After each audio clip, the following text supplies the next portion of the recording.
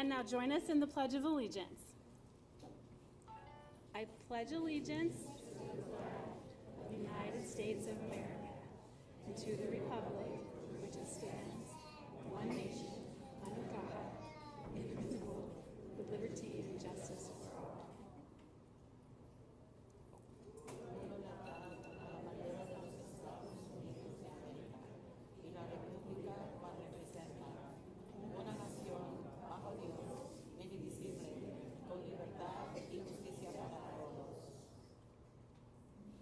Honor the Texas flag. I pledge allegiance to Texas, one state, under God, one and indivisible. Now please join me in a moment of silence. I would like to also keep in mind our board president. She was hospitalized earlier this week, so we keep her in mind during the silence.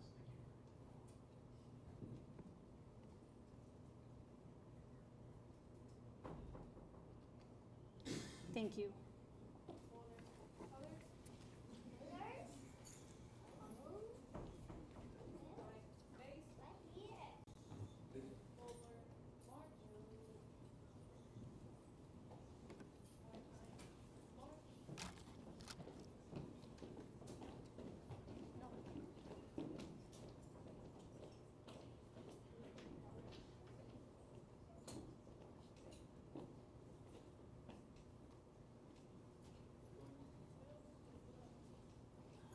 Thank you. You may be seated.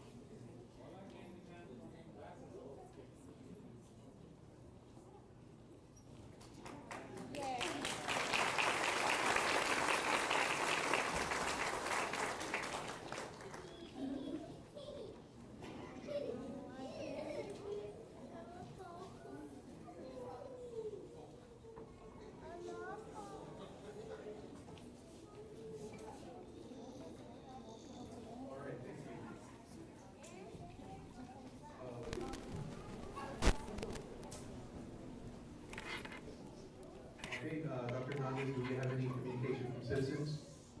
Mr. Vice President, we do actually have communication from citizens, sir. Okay, before we get started, I would like to read a statement.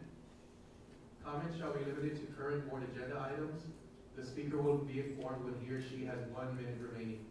Speakers who engage in personal attacks or insulting language, profane, threatening, or abusive language during any board meeting shall be ruled out of order by the presiding officer and may be escorted from the board meeting room by district peace officers. Any concerns or complaints regarding employees, public officials, students, or parents should be resolved via the appropriate complaint process as stated in BED Local pursuant to 551.042 of the Texas Government Code. No board member or administrator may respond to a member of the public unless such response is a recitation of district policy or a statement of specific factual information. Please be advised that citizens and especially board members shall refrain from speaking over one another during the meeting out of respect for the speaker that has the floor. And with that, I would like to call Roman Peña up to the microphone.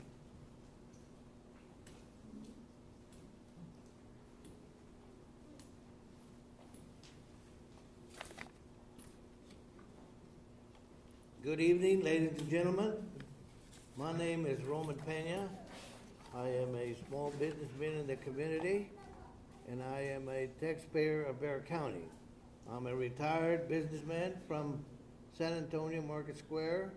I'm a member of the American GF Forum, Miguel Hernandez chapter, and president of LULAC Council 22501.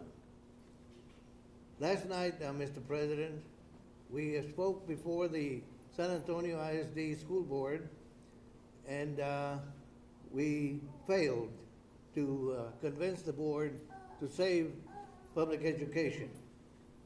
And today, we hope that you will hear the voices of the community and possibly do a little better than they did.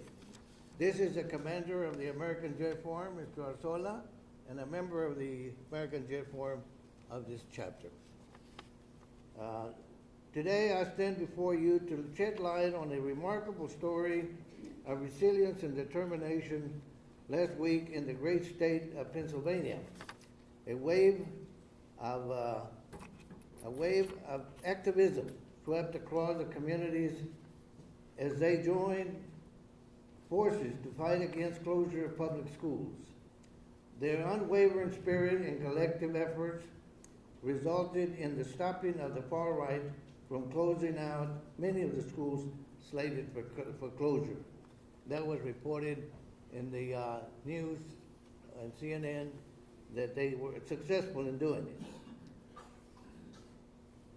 We know that today you all are not able to do the same because this is happening all over, not only in San Antonio ISD, but Edgewood, and of course in many school districts throughout the state. And today we have not received word from the state on what the legislature did today concerning vouchers. Vouchers will come in and become the force of the community, whether you like it or not. I passed out to you a paper that came out, a report from an investigative report that was done by CNN. Read that report. Very important. That tells us where it's coming from and what's coming down. Edgewood, anyone cannot stop it. You were the first line of defense to protect the rest of us. Well, Edgewood failed some time back. Now, last night, the San Antonio Independent School District failed. Now, they're going to go all over. And you will see a lot of charter schools coming up. If the voucher program is passed in the House tomorrow or today, you will see a lot more. You will see a lot more schools, charter schools coming up, and you know that. So it's not your fault that this is happening. Thank you very much for allowing me to speak, and thank you, everybody is here. You see that here you have a lot of brown faces. We have accomplished our mission.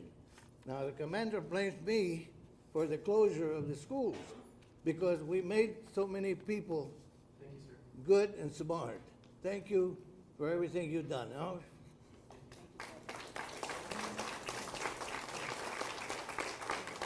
we have Melody Herrera.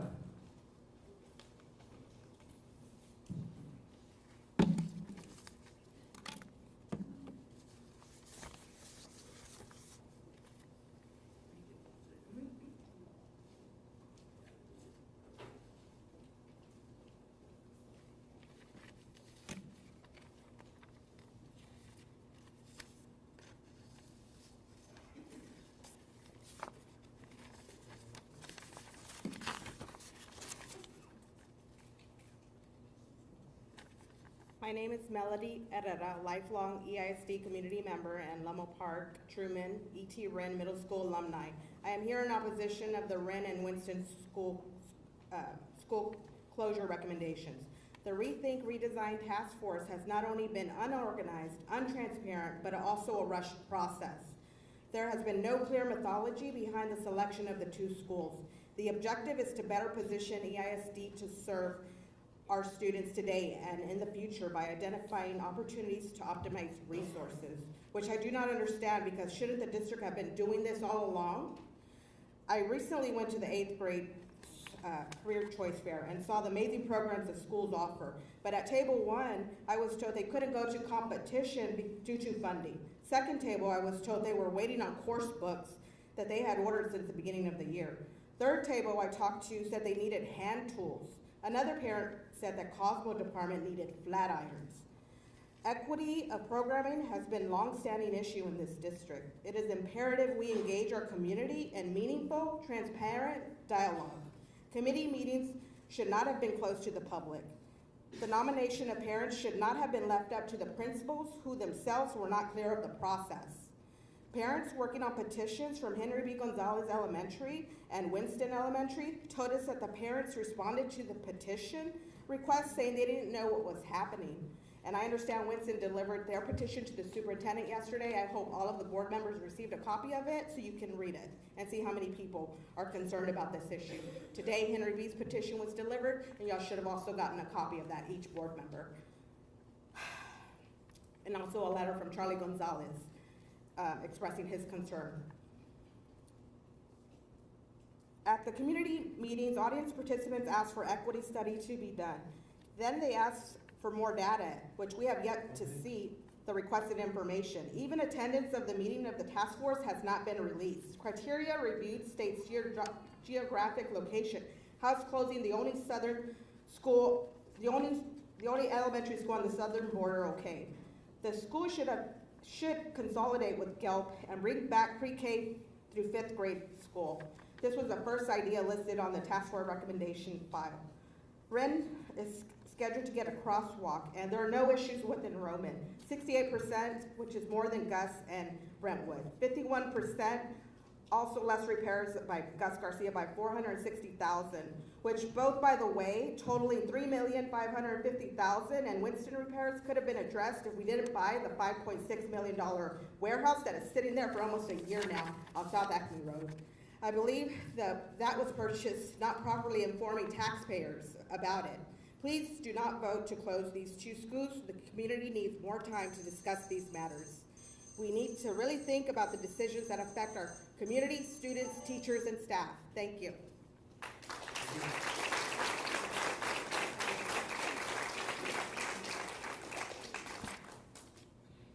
Next, can I have Olga Alvarado?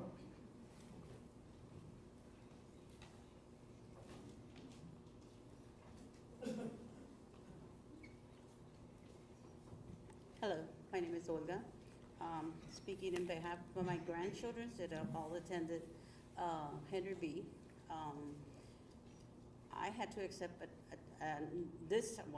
back then, the closure of my elementary, which is this building, Joseph Mguera.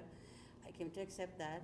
Came to accept that the high school that I went to, Edgewood High School, now formerly called, named the Fine Arts Academy, and now that my grandchildren, they go to the E.T. Wren. Now I don't want to accept the closure of this school. It is a generation thing for my in-laws, which are almost in their 70s, late 60s. My brothers and sisters went to this school. This to me really hurts me, that they're gonna have to be forced to go to another school and make it inconvenient for us grandparents, because I'm a grandparent. I'm the one that's in charge of picking up my grandchildren. Have to send them out further out. That would be an inconvenience for me. And also, I guess that's on. I forgot what else I was gonna say. Excuse me for that. That's it. Thank you.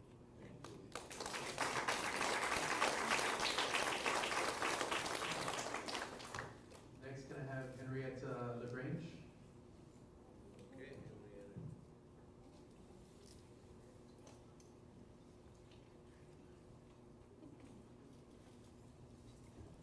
Thank you. My name is Henrietta LaGrange, proud member. I'm a LULAC member, and I'm also a member of the Mulberry Street Girl Gang, and also growing up brown. It's me, soy yo, so let's accept it. I am here today to let you know that I'm very disappointed, because the reason is the parents are here, grandparents, and they're all here in support of keeping the schools open. Why would you squander all that money and then not stand by it and make it grow and make it better? I am at a loss for words, because I have to use only Merriam-Webster's dictionary and not Merriam-Webster's dictionary of 4-letter words, which I'm very good at. But I feel like the only failures that are here is you, the board. You are the only failures here, and the superintendent, because you could have faced it, you could have done something, you could have reached out to the community and asked all of us, help us. We need your help. And let me tell you, everybody would have stood by you, not behind you, by you. And I'm sure there's still things we can do. Ask us, and all of us will be there with you. You throw away the money like nothing, and then all of a sudden, you stop this. You can't do that. The history, our future is here, the children. 1 minute. Those are the ones that you're hurting. But you can still do something if you want to. I wish you all would have private meetings with all of us, private, where you can tell us, well, you know, but be honest. Don't hide behind your chair or the desk. Be honest and let us know, because anything that's good, we're behind it, and we're behind Winston. Thank you.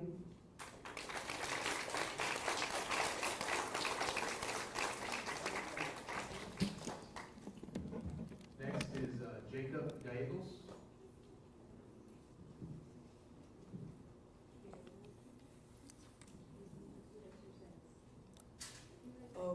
I'm a student at Ren. I'm here on the behalf of, well, my teachers, the students, my peers. I'm basically here for everyone that's at Ren right now.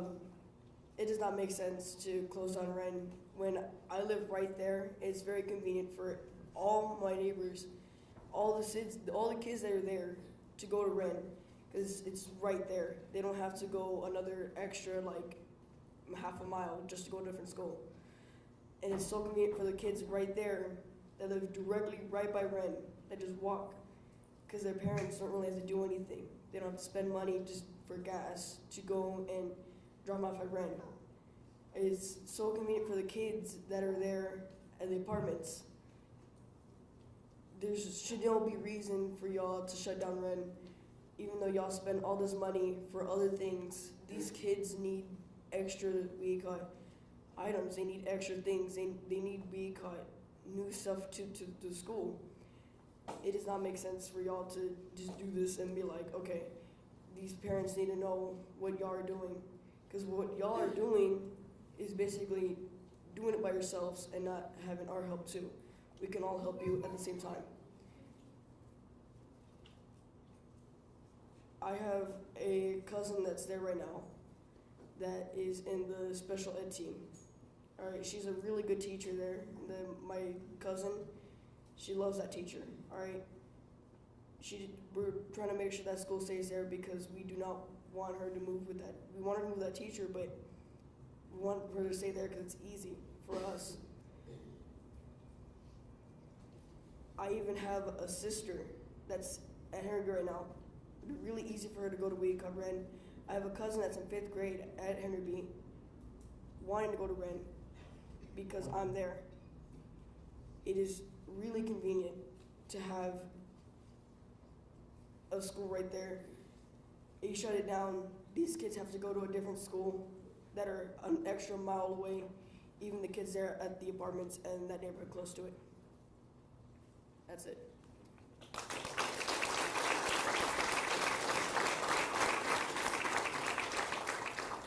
Next is Alma Lopez.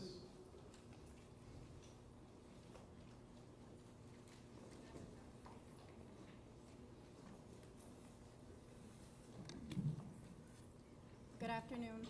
My name is Alma Lopez. I'm the mother of Gloria and Esteban Estrada. We have been with Edgewood since Cardenas. We started off volunteering with Cardenas as much as we could, my husband and I. We've built stuff for the kids' centers. We've tried our best to be involved, not only because of wanting to help, but because we want to break all the chains that we come with.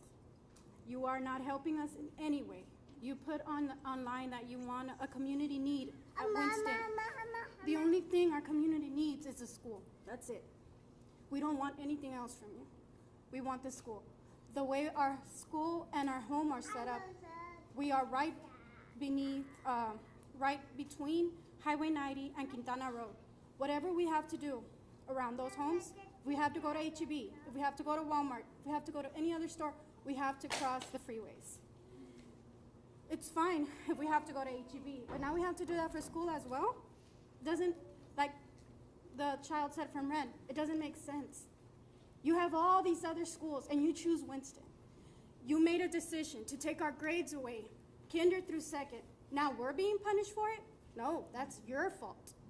It's none of ours, because we stood by you. I went to Gardendale. I took my second grader to Gardendale. I even told people from Gardendale, don't be worried, you can go to Winston for 3rd, 4th, and 5th. Now those parents are telling me, we listened to you. We took our kids there. Now they're gonna close that school down. That's unfair. I pay my property taxes, just like everybody else, just like you do as well. It might not be much for you, but it's a lot for us. We don't do anything we're not supposed to. We volunteer for our children. And we do it, why? Because we care. If we didn't care, we wouldn't be there. I didn't buy that home there because of the great schools. I bought it because I want that community to come up.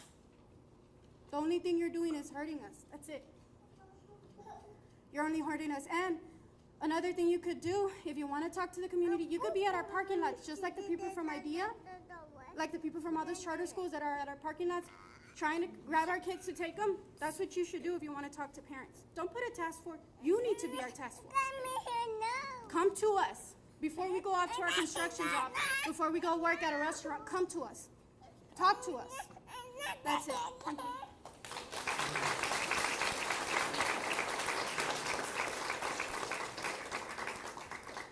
Next is Timothy Cortez.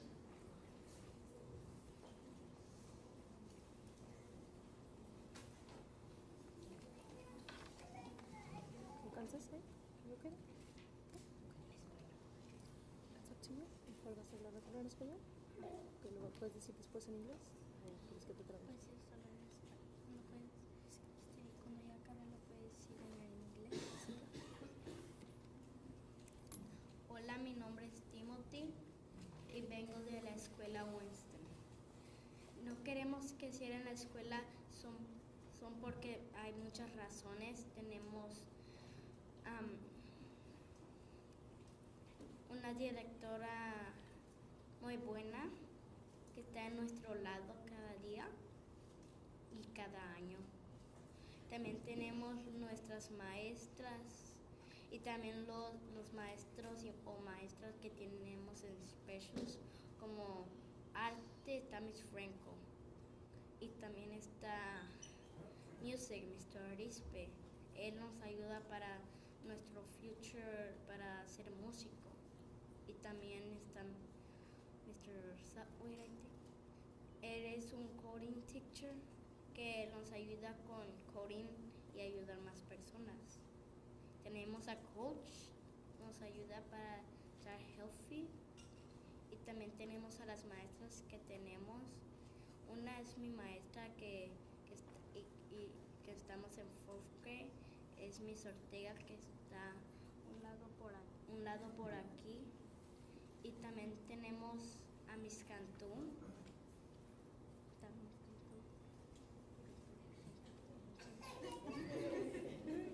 Y también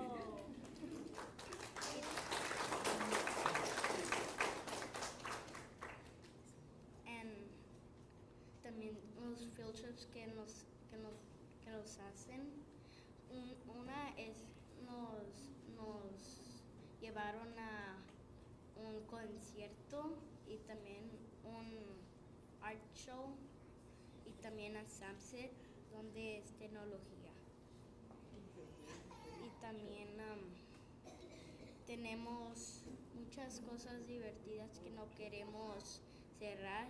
Por el otro año yo voy a estar en 5th grade, pero también mi hermana quiere venir a 3rd grade. También queremos que no cierren nuestra escuela y porque estamos cerca de la escuela, estamos muy cerca y eso es todo.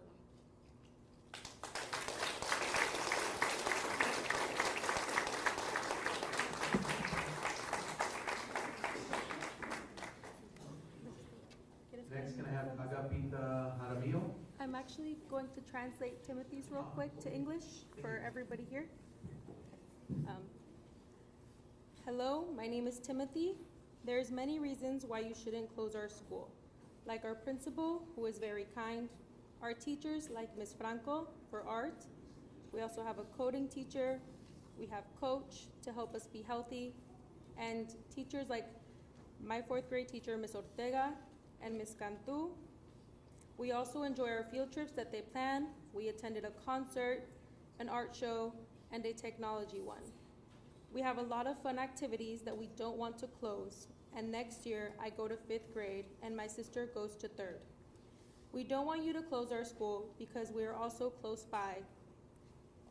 And that's, thank you.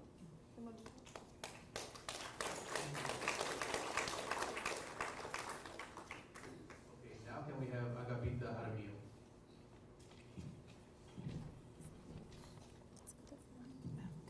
Thank you. Good afternoon, Superintendent, members of the board. I come to express my concerns with an open, realistic mind and not with malice or, as some have quoted, emotions. I was appointed as one of the task force members for the Rethink Redesign Committee, but the fact remains that there was never appropriate community representation since most parents did not even show up at these meetings.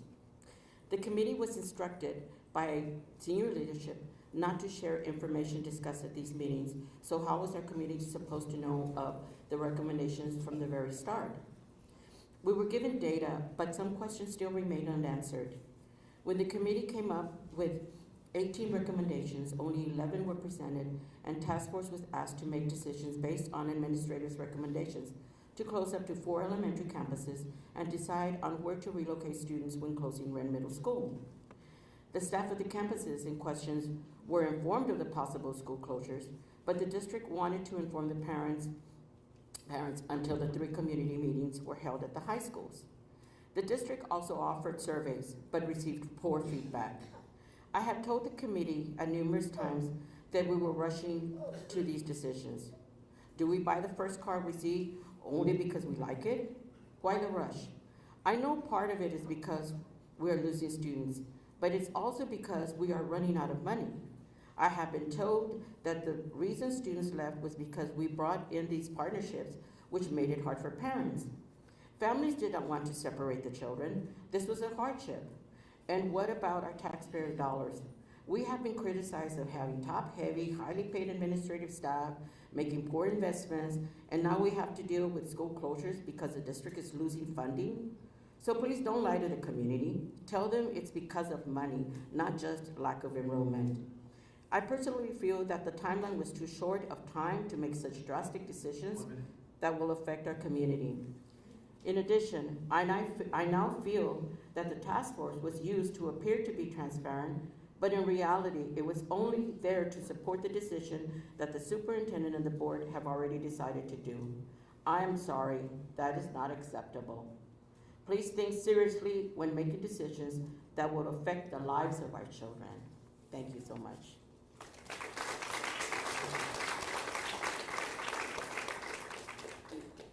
Next, Kristen Cortez.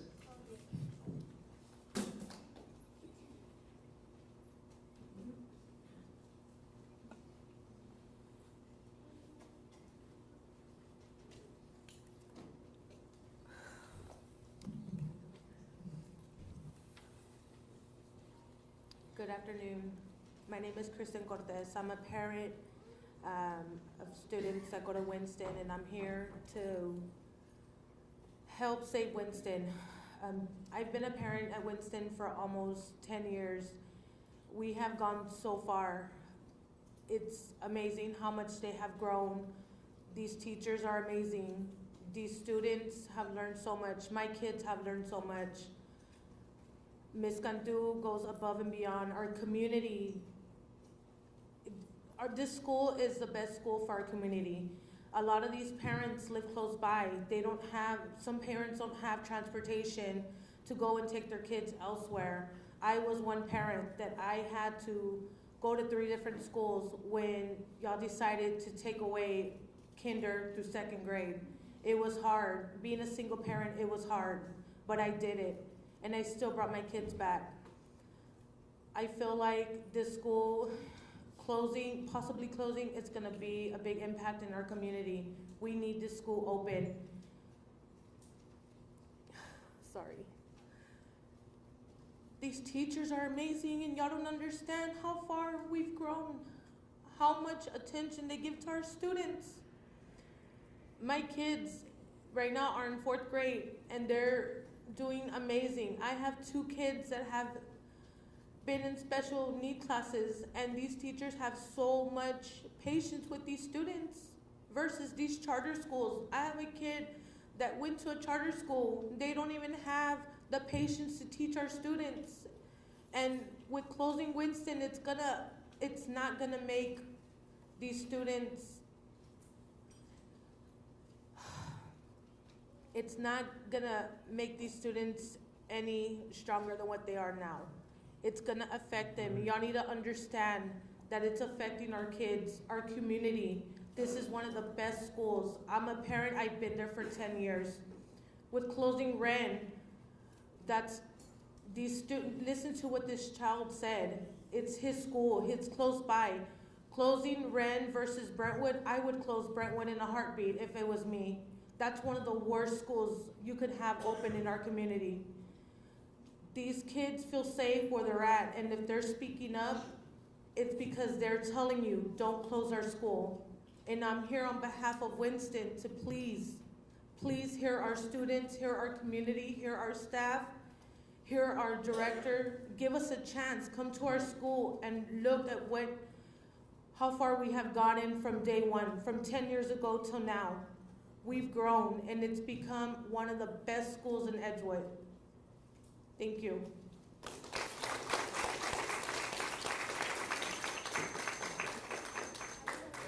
We have Lisa Owens.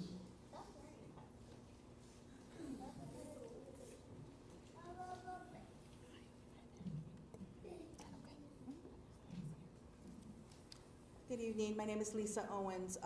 As I was driving up here, I wasn't quite sure what to say, but it kind of dawned on me as soon as I saw 5 middle schoolers from Wren Middle School walking home. This is what these kids do. They don't have a way to get home. These parents don't have transportation, or they can't afford transportation. They're already in a bind.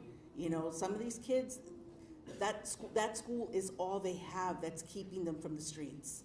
And I know this because I've lived here for such a long time, and I've seen the activity that happens in this neighborhood.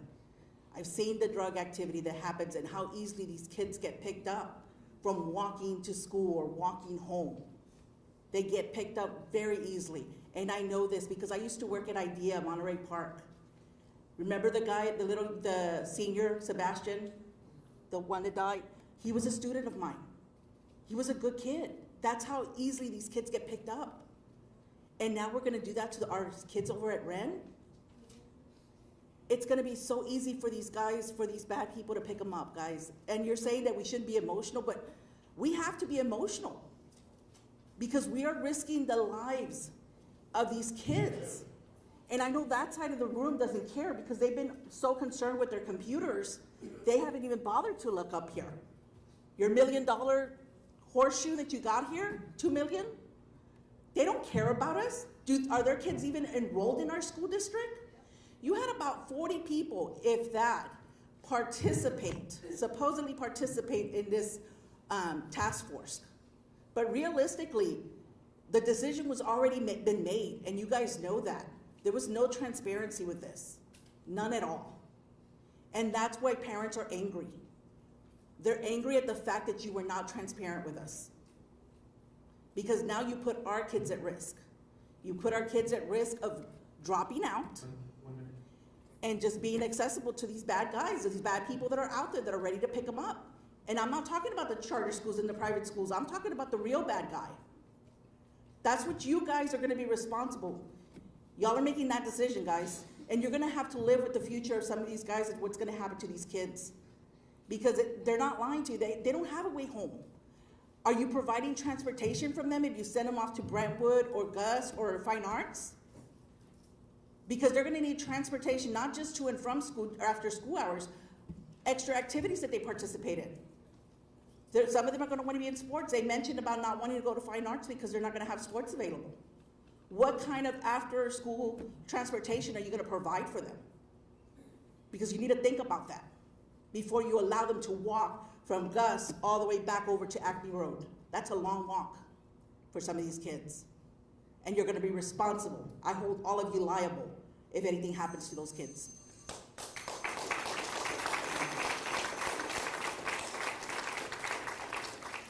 Next, can we have Maribel Gardea?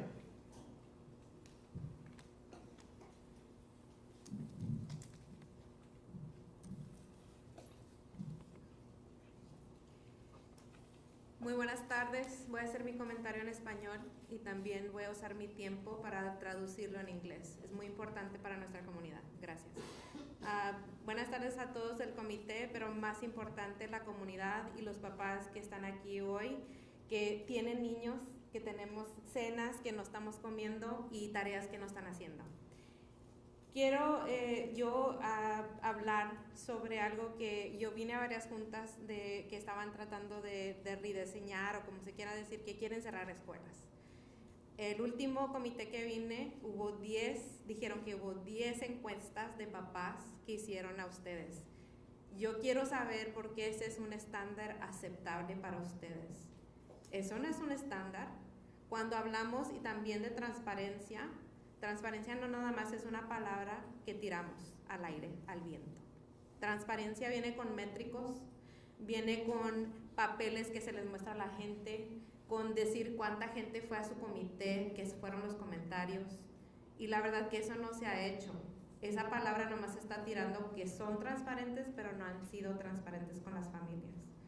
Eso es un problema para nuestra comunidad, porque auténticamente ustedes no están recibiendo el impuesto de su comunidad y estas son sus escuelas.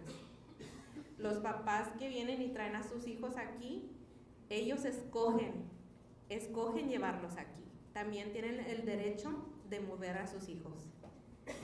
Yo soy una mamá también con hijos en escuelas públicas y yo hice una organización de padres. ¿Por qué creen? Porque iba yo a los comités, yo iba a hablar con ustedes, los líderes que nos representan a nosotros y no nos escuchaban. Mi llamada ahorita es para los papás. Los papás tienen todo el poder. Ellos tienen todo el esfuerzo, tienen a los niños. Number one stakeholder es el niño. Número 2 es el papá. Porque ellos escogen dónde moverse con sus hijos. Muchos de ellos no tienen dónde moverse y ustedes están encerrando sus escuelas. Es un problema. La llamada es para ellos que se unan conmigo, vengan a buscarme. Vamos a buscar la manera cómo brechar estas barreras entre los líderes que nos representan y que no nos escuchan como papás. Y la llamada para ustedes es que tengamos un plan escrito con métricos. Quiero que tengan métricos de cuánta gente quieren que tengan impuesto y no nomás 10 personas, sino que la mitad de sus familias, 75% de sus familias, pónganse una meta, porque ahí sí es donde vamos a brechar esta barrera entre papás y ustedes. I'm going to translate it, thank you. And I'm going to wait for the beep because it's disrupting. Thank you. Good evening, Edgewood trustees and community members and parents that are here. I'm going to try my best to translate. My brain is split in two. I'm here representing the community and to talk about transparency and being authentic with your community. I am not a member of Edgewood. I'm a parent here in the city of San Antonio with children in public schools. And what I mentioned to the parents is that I started an organization because I kept going up to leadership like you all, and I was not being heard. I was not being listened to. And I'm an involved parent, and all these parents here, they're involved. They have kids here, they haven't had dinner, they don't have homework, but they're here representing their kids and their school and their choice to be here with you all. When I came to the last workshop, it was mentioned that only 10 parents submitted surveys for their input on the closure of schools. And I ask you, how is this a good baseline? How is this acceptable to you all? I ask you all, and I'm calling out the district, to put real metrics for real authentic parent engagement and not 10 people and not half, 50%, 75% of your community members, because these are their schools.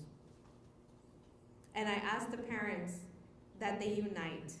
I ask the parents, I know it's hard. I've been doing this battle for quite some time. It's not easy.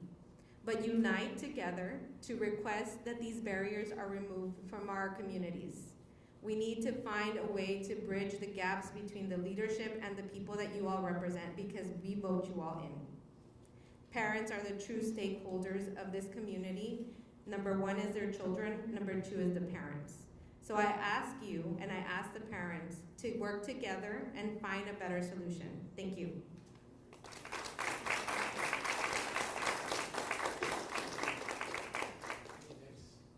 Next, Valerie Lozano.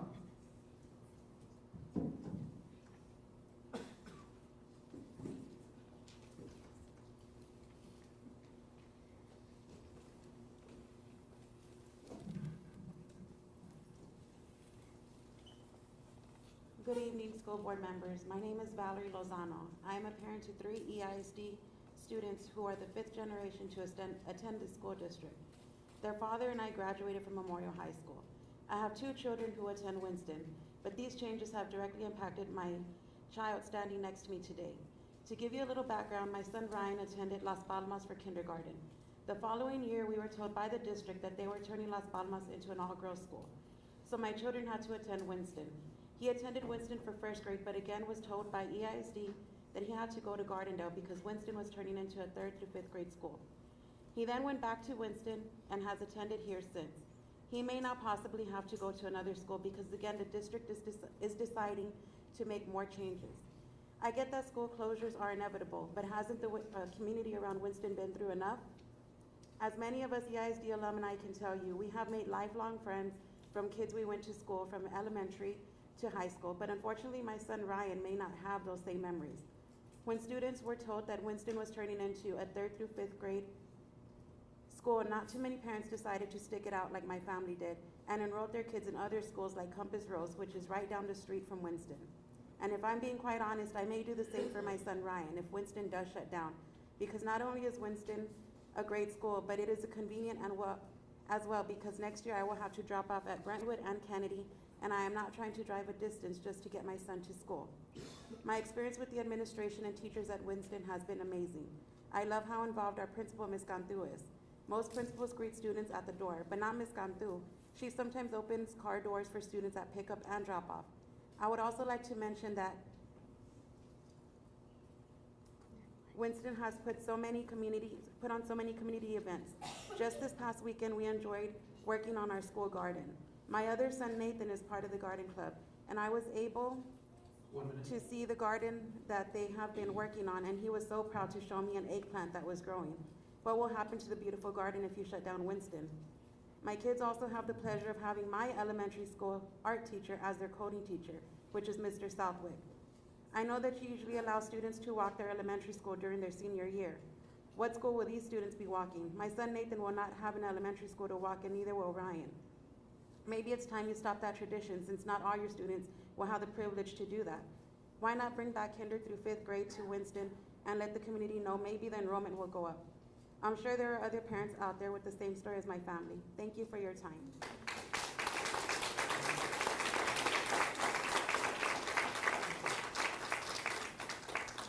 Next is Jose Arzola.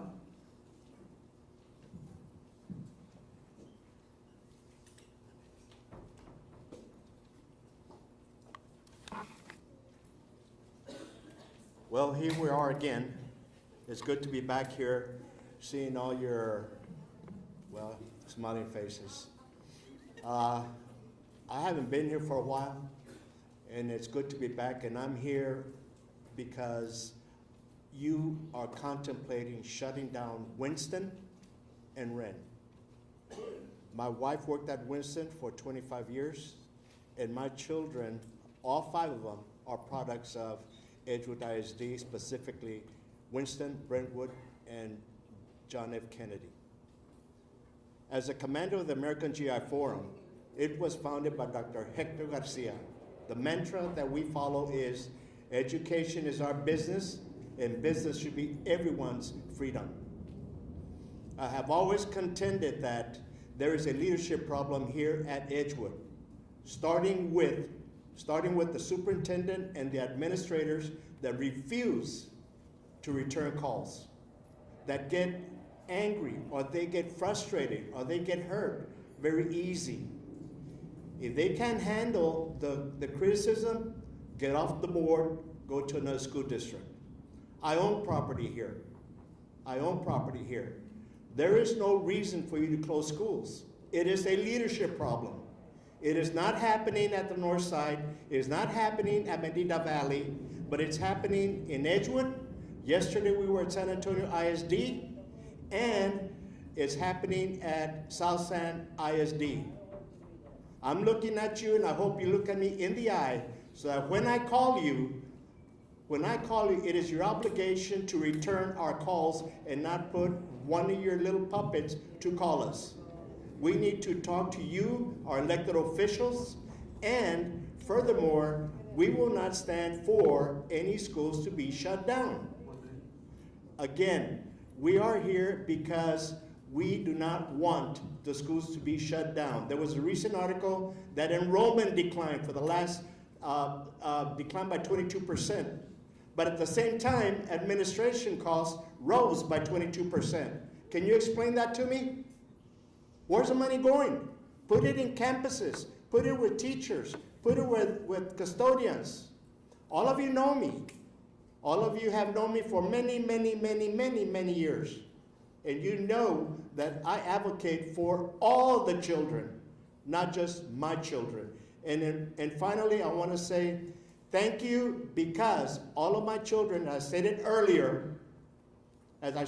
earlier, graduated from Edgewood, and at that time, it was a family. Right now, it's not a family. Okay, y'all are putting barriers and blocking the community from speaking. Thank you.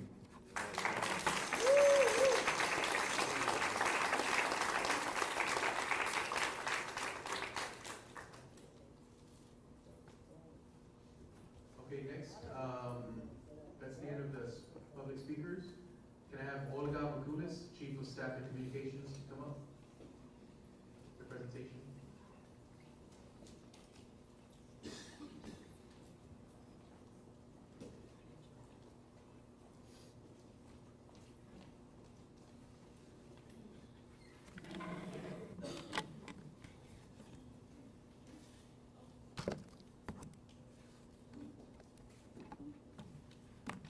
Good evening, board members, community, and staff that's here present today.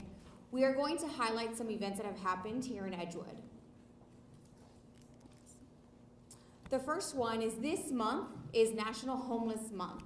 We have our community that has been supporting us. We've had boxes to collect food and other items. So we just want to make everybody aware that if you see a box in the office at one of the campuses, it has a sign, please donate.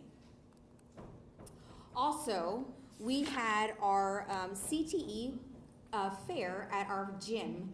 We had all the 8th graders from our three middle schools attending, looking at the different groups that are at our campuses. So, for example, our education pathway, our welding, our cosmetology, our culinary arts. Students were able to go and talk to our 8th graders were able to go and talk to the students at the various high schools and their teachers to learn more about the programs in the event they can figure out which pathway they would like to choose. We also had our college fair at JFK. We had many universities from all over the United States attending there. They were able to speak to our students, let them know what offerings they have there, trying to get our students to maybe possibly go to their school. So it's a great opportunity for our students to speak to others from around the country. We also had our annual Salsa Bowl. It was an amazing night. Our students fought to the very end. It was a great game. They did leave it all out on the field. And congratulations to our Memorial Minutemen for winning this year's Salsa Bowl. Let's give them a round of applause.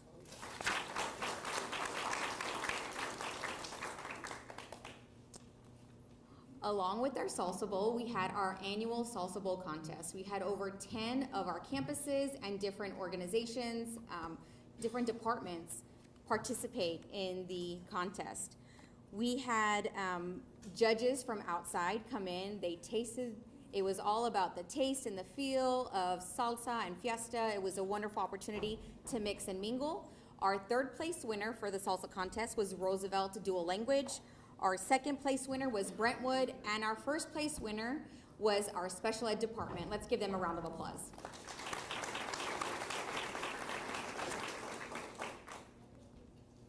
And this year we had our 2023 Day of the Dead altar competition.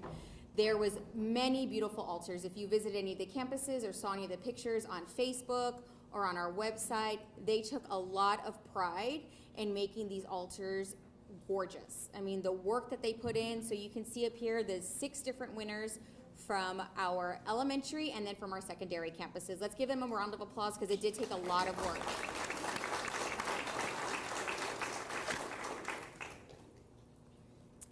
Some students we would like to highlight are our officers of our superintendent team board. Unfortunately, they were not able to be here this evening, but we have our president, David Perez. We have our vice president, Raquel Gonzalez, and our secretary, Jacob Perez. Let's give them a round of applause.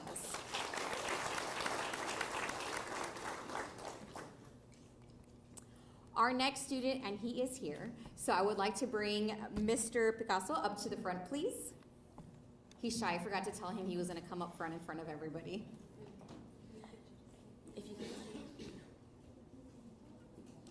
He was awarded a $1,000 scholarship.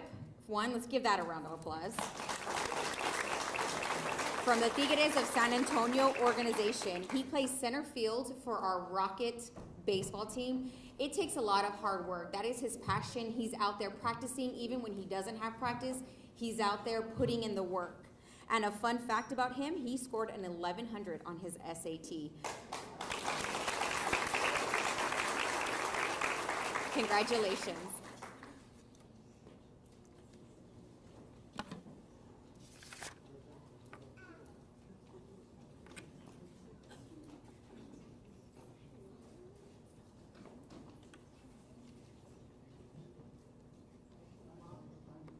Let's give his family a round of applause.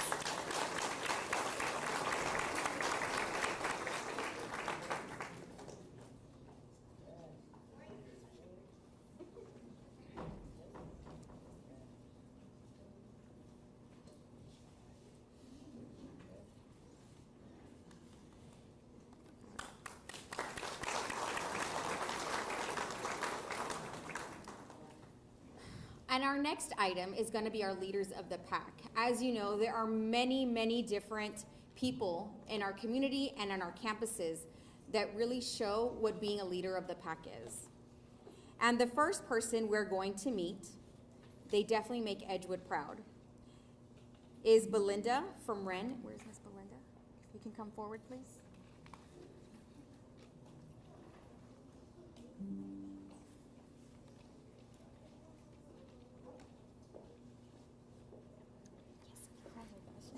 She's a little nervous. Let's give her a round of applause. And I hear she didn't want to come today because she didn't want to get in front of everybody. So I'll make it quick and not painful. Belinda's an advocate for leading results in Algebra 1 in the district and accountability with students around work and results. Her hard work and dedication to her students and craft definitely show. She leads by example and is a superb expression of professionalism in the EISD community. Thank you so much and congratulations for being a leader of the pack.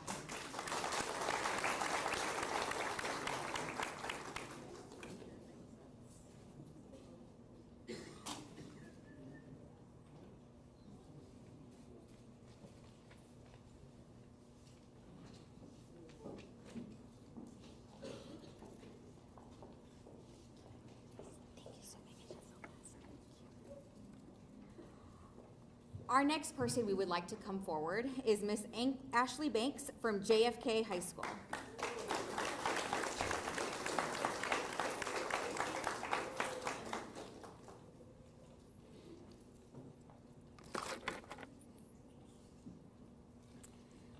Miss Banks is a criminal justice teacher and one of JFK's football coaches. Coach Banks became one of the only female football coaches in the state of Texas this year. She is a head freshman football coach and has taken that role in full force. She has cultivated strong culture of accountability through constant communication with players, staff, and families. Coach Banks has also worked hard to develop a strong relationship with the families and the students involved in the program.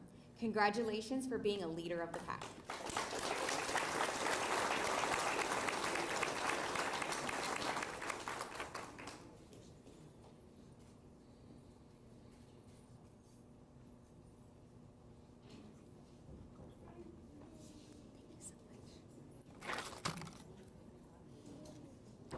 And last but not least, I would like to introduce Ms. Bianca Hernandez.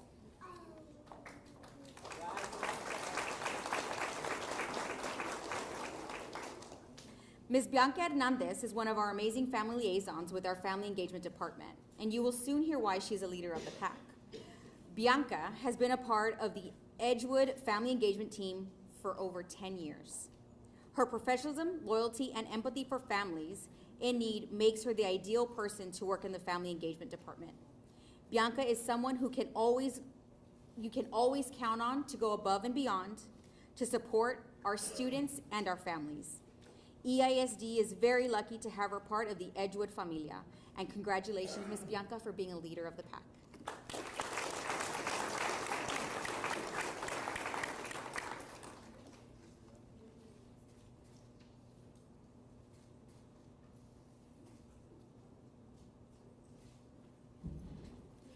As a reminder, our Leader of the Pack videos are on our YouTube page at EISD of SA under the videos. Ladies and gentlemen, please enjoy your Leader of the Pack video.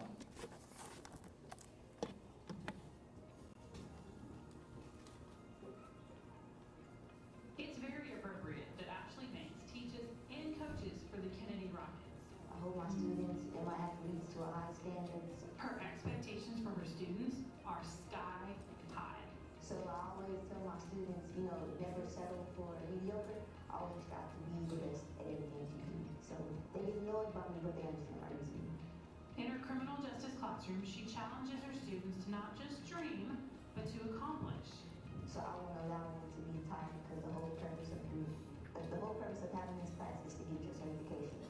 And I expect all of my students to gain a certification on the very first attempt.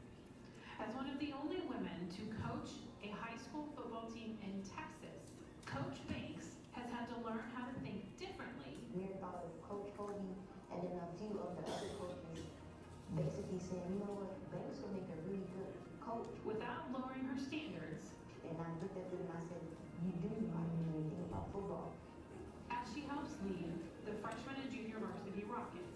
Because at first I felt like that I was going to have to prove myself to the players, the male players, and the coaching staff. But honestly, everybody's been nothing but open arms. So she made a promise this season to the young men she'd lead on the field. I explained to them I'm learning just as well as you, so we'll learn these games together. On the field or in the classroom, Banks wants students to know they are valued and respected, but also expected to give their all.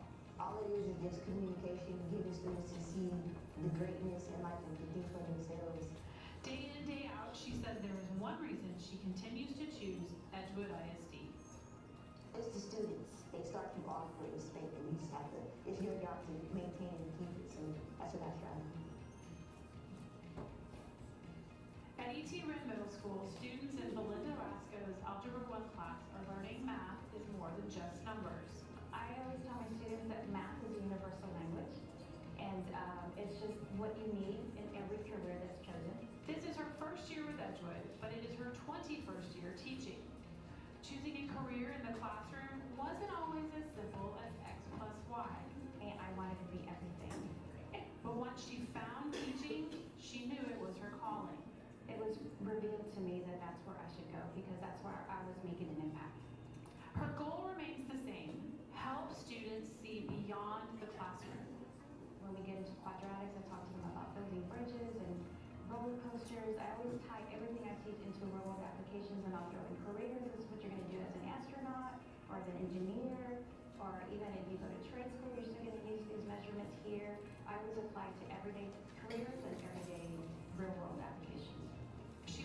build relationships with students and their parents, involving everyone in the student's success.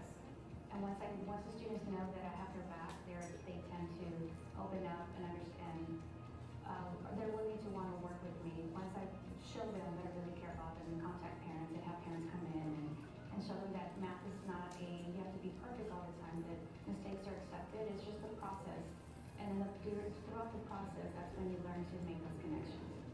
By building those relationships, she's helping 8th graders understand that if it's x times y or x plus y minus c divided by b, they can be their absolute best. Realize the unique needs of this district, but to me that's where I feel like I'm needed the most. I think with teaching we shape our future, and to be recognized, it's just a way of knowing that we're doing something right. Bianca Hernandez plays an important role in the lives of Edgewood students.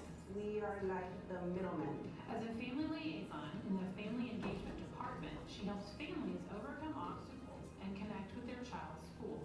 Well, our job is to make sure that that barrier is broken, that bond is built, and let them know that we can be that advocate for them, we can be that voice for them. Now in her 10th year with Edgewood, It's an honor and a privilege to be nominated. Hernandez splits her time between Perales Elementary School, Winston Intermediate School, Gus Garcia University School, and Kennedy High School. The kiddos I had at Perales, the 6 years I was there, I was able to go to Brentwood and go to Gus. And some of those I see, nowadays, but now when I get to high school, I'm able to see them as young adults. I'm able to see them as, lettermen. I'm able to see them as drill team captains. I'm able to see them as scholars. She considers it a blessing to be able to help students of all ages. Where a student can tell you, I don't see you as a teacher, I see you as family. That made my day. It made my year. That's why she was gonna mess up my makeup. But that was probably the highest privilege for me. In addition to working on campuses, she also helps put on events, community meetings, and the annual school supply drive, all of which take a lot of work, but bring one of the greatest rewards. It's great to be able to see the families, to see the generations that are here in Edgewood. While she cherishes the celebrations, she also finds validation in the hard conversations. The world isn't perfect, and there's a lot of scariness out there. But what I can do is provide them the resources that they need. What I can do is point them in the right direction, letting them know that it is okay to step outside of their zip code, letting them know that their zip code, their neighborhood, their community doesn't define them. Hernandez credits the Edgewood family for helping her learn what defines her. They helped me learn to appreciate the things around me. They learned, sorry, I'm getting emotional. They gave me a purpose. 10 years later, I'm still here. I know what my why is, I know what my purpose is, and Edgewood is home.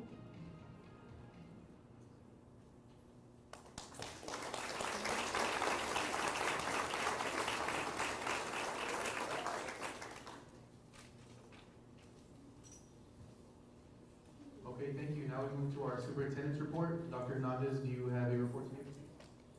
Mr. Vice President, at this time, I'm going to request that the superintendent's report and the adjacent presentation 5A be moved to the end of the agenda this evening. Okay, thank you, sir. And with that, we move to our consent agenda items. Before that, I'd like to read a statement. All items may be acted upon at the same time by the school board as per board policy BE local, unless a school board member makes a motion to withdraw an item for individual consideration, and such motion receives a second and is passed by a majority of those present. All consent agenda items shall be acted upon by one vote without separate discussion. At this time, we move to our consent agenda. Is there a motion to approve the consent agenda items A through R as listed? Vice President, I make a motion to approve the consent agenda items A through R. Mr. Guerra moves. Is there a second? Mr. Gomez seconds.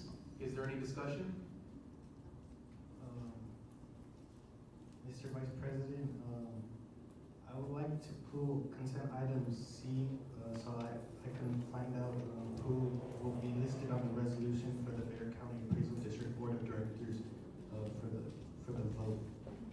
Okay, Mr. Valdez moves to pull agenda item C, you said? Yes. Okay, is there a second?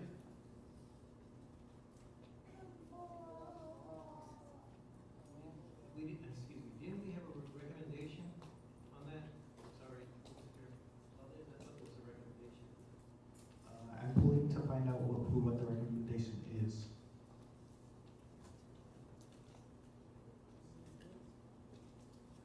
Okay, if we don't have a second, then the motion dies. Find out what the recommendation is.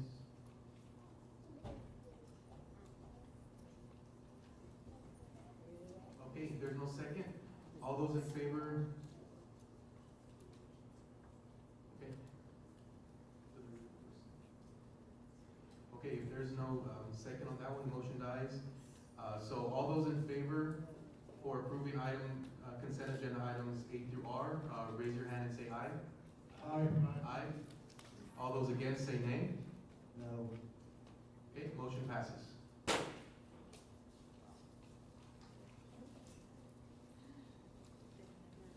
If there are no questions or comments, we move to our next agenda item.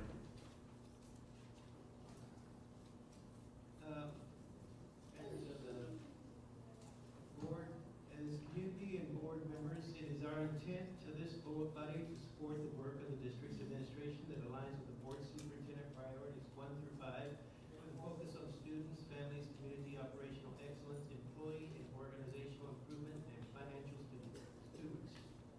I want to recognize that we have challenging items on our agenda today. Under priority 5, focus on financial stewardship this evening, board approved the 2022-2023 audited financial statements. I want to highlight that the accumulated general fund balance for the district is $59.2 million. This is important as we are engaged in the work of Rethink and Redesign Edgewood ISD. This board, superintendent, administrative team are committed to creating a plan with the help of this community that is in the best interest for the future of our students and staff. This deliberate accumulation of funds allows us to continue providing programming for our students and keep staff at EISD as we work towards Rethink and Redesign the district. The conversations and the decisions we are making are difficult, but they are intended to ensure that our students have access to the resources that they deserve to be successful. That includes improving the use of funds to attract talent to the ISD by offering incentives as we approve this evening for the licensed specialist in school psychologist. The work that we do, the decisions that we make are for the students that we serve. I want the community to consider that over the last 5 years, we've seen a decrease in enrollment of nearly 2,300 students.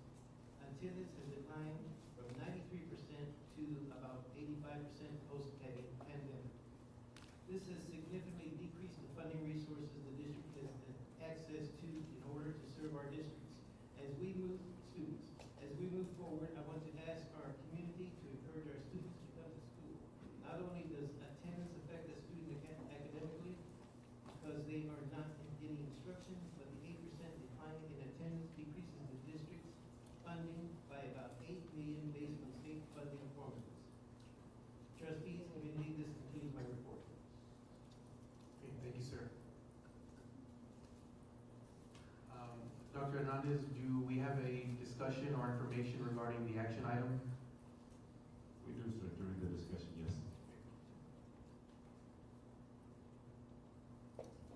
Is there a motion to approve the Facilities and Finance Committee final recommendation for school consolidations and closures affecting Red Middle School and Winston Intermediate School for Excellence? So moved. Mr. Guerra moves. Is there a second? Mr. Gomez seconds. Is there any discussion? Mr. President, Mr. Vice President. Go ahead, sir. As the most senior member of the board, I have a few comments before this vote is taken. As board members, we have taken an oath to be responsible for all students of the district. In saying this, I mean currently attend Edgewood District Schools. I've been in this district and seen 9 schools close, and all have been repurposed for the betterment of the district. Some of those were very close to this building included. A week ago, I heard people blame the district staff and board for losses. Yes, we share some of the blame, but blame also in place for those parents who chose to dedicate the district instead of being the bannerman for the district. They chose to leave and tell others to leave as well. Those of you that know me know I am always promoting our schools because I believe in them. My final comment is to my fellow board members. A no vote tonight is not a vote for all 8,000 schools. It is a vote to lead us to the day when Edgewood District no longer exists. This vote tonight will not be the last such vote unless we have a groundswell of students returning to Edgewood. Those numbers that Mr. Payne pointed out last week will lead to further changes in the future. Thank you. Thank you, sir. Is there any more discussion? I have some discussion. On November 8th, I sent an email to the superintendent. I have yet to have my question asked. So I would like to ask these questions here today during the board meeting. My first question that I asked, and I'm sure we can find out today, is I wanted to know how many students from Wren and Winston are transported via the Edgewood School Board's transportation for pickup and drop off.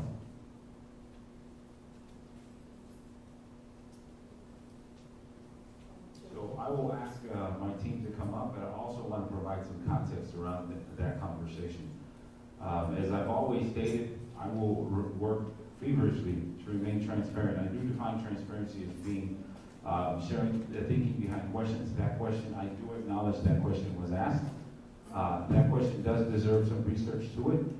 Out of respect to this body and out of respect to the 60 individuals who became part of that, 50 to 60 individuals who became a part of the task force, it is impossible for me to have that conversation on a dais and give it the attention that it needs. So out of respect to the process, and I will ask you to consider when that email was sent, that it does require research on behalf of my office with other individuals that are serving students at that time. So there is plenty of information on the Rethink and Redesign website that any individual can acknowledge. There has also been many meetings, and so some of that information will be discussed this evening. But again, I ask that you remember the context around why questions are asked. Thank you. Is there any further discussion? My question is how many students are transported by the Edgewood School Board bus transportation for Winston and Red Middle School, the 2 schools that will be affected if this closure were to pass? Mr. Valdez, I don't have those numbers at this time, and that is information that we can provide. I can share with you that ridership in the district has dropped considerably since the pandemic, as many parents have chosen to now take their students to and from school. So I can't share that with you at this time, but that information can and will be provided, as I mentioned to you prior to the start of this meeting. But you did ask me that question, out of respect to it, I said we would get that information. I also wanted to know context of where our students live. I wanted to know how many students live south of Highway 90 that attend Winston Elementary School. Okay, so that information is also in the, so I'll take you back to the month of October.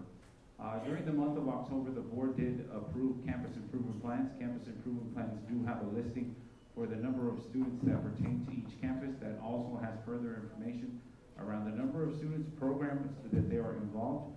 And so that information was shared with the board. Each board member was given an account to look up that information as they deem fit. So that information has been provided in prior meetings to the school board. And it also was made available to the general public during the October meeting. That is not a new meeting every year. That is a recurring meeting every year, mostly in October, but sometimes in September, and that information is provided, and that has all campuses listed. That was provided for you, sir. My next question, we did talk about this, mentioning that there was 50 participants in the Rethink and Redesign, but I wanted to know the final number of how many people participated in the last Rethink and Redesign meeting before the recommendations were taken to the Facilities and Finance Committee. So I do not have those numbers with me at this time, but I can allude to some of the comments that were made tonight by some of our public speaking individuals, as well as last week And yes, I think it was acknowledged that there were some parents that were unable or chose not to attend those meetings, but individuals were invited as part of the original request for task force. So I will say that at that time, we would continue to ask people to attend. So I know that that was shared by a couple of folks in public comment this week and last week too. And so yes, individuals were invited, and in fact, the list of the individuals that were on that task force have been shared at numerous meetings, and I'm going to be sharing that with this group here today in my presentation, which is coming next. Sir, we did have a list, but I'm asking like how many people, and we do have our administrators, the executive leadership team, and we do have a member of the staff that actually served to help this facilities and find this rethink and redesign. So can we bring someone up to answer any questions? Because what I'm hearing is you don't have any answers right now, and it really alarms me as the superintendent, the top executive that the school board hires, does not have any answers today.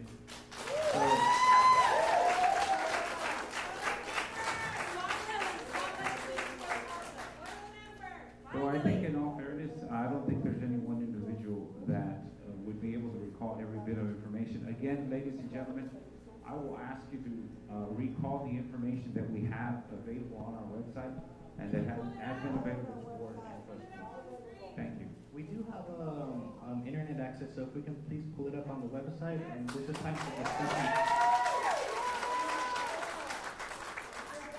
Can we please see what you're talking about, the rethink and redesign? We do have time, and this is a school board meeting, and we're having discussion for the recommendation. It is. So I can answer his question about the attendance that we think we designed. I was co-chair along with Dr. Mario Longoria on the We Think We Design Committee. We started off fully attended. All at the very first meeting, there was one staff member picked by the principal and one parent from each school picked by the principal. And also there were 7 appointees by the board. So in all, there was roughly 50 people at the first meeting. How many showed up? 50 people showed up first meeting. After that, it started to dwindle. I can't tell you how many attended. Second meeting, third meeting, fourth meeting, and the fifth meeting was primarily staff. There was hardly any outside parent committee members present. They had been contacted by our administration as to what they were going to be doing if they needed assistance to attend or any more information. And from what I understood from staff was that they had very little to any response. So, well, they're part of the community, and the community, they were picked by the principals from their particular schools. Okay. Yeah. Well, I would like to begin by thanking all members of the Rethink Redesign Committee, comprised Dr. Mario Longoria as the co-chair. Administrative staff used individual expertise, presented facts at these 12 phases to be considered from decreasing enrollment, facility cost and capacity, performance, geographic layout. Discussion began from different groups coming together, and I reiterate, it was the very first one. From different groups coming together, they shared ideas based on the information provided. No school or campus was off the table. Discussion began, and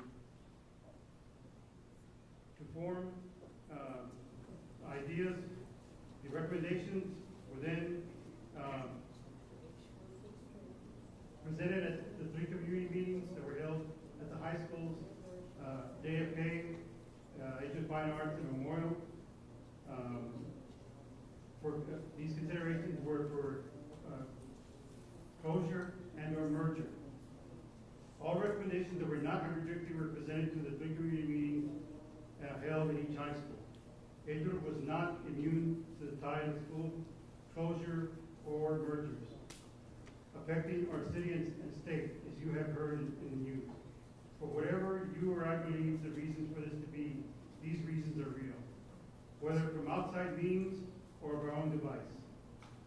Real to us, real to you, a parent needing to have your children attend another campus, and real for me, as a trustee, needing to make sure, as best I could, to provide the means necessary for your child to flourish and succeed. To those that believe this process was moving too fast, personally, I believe we started too late. The recommendation we have before us to vote on today are only 2 of 4 campuses that were brought to the Facilities and Finance Committee for consideration. And honestly, unless things change very soon, this may be an ongoing process in the near future. In 2016, as one of the 5 board managers, I was charged with changing my behavior as an appointed trustee to better affect student performance. Now, as an elected trustee, that has not changed. My vote tonight will be in line with my continued commitment to Edgewood Independent School District and this community. Thank you. Thank you, sir. I want to remind the audience that we want to be respectful when the speaker's talking, that way we don't interrupt them, please. Thank you. Any other discussion? I go. I would like to thank all the committee members for all the hard work that the district put you in charge of, and to all the staff for all the hard work that you helped get information that's needed both to the community and to us as board members. As a lifelong member of the state school district, I've been here before with the Edgewood High School in 1997. That wasn't an easy task when I was in the committee, but it had to be done. I didn't like it any more than you, but the numbers were there. So now here I am. I say to you, it's not, you look at us and you think, or you're thinking that we've already made up our mind. You don't realize how much paperwork we've read and we learned. Not easy. Like that old saying, you look at some people sometimes, but not people all the time. I know, I understand, I'm a grandparent of kids in high school in Kennedy. And not only I care for them, but I care for all the students, and that's a proven fact, whether you like it or not. Any other discussion? My next question is, can we talk about the repair costs and annual occurring costs for our campuses? Because we have some campuses that I'm looking at this document that made me go find myself. Some of our schools need repair costs that are almost about $2.5 million, and some schools are in repair costs of $1 million. And as you can see, like Ren needs $1.5 million in work, but there's other schools that need over, like there's one school that needs about $3.5 million in work, $2 million in work. So how are these repair costs taken into account for this potential closure?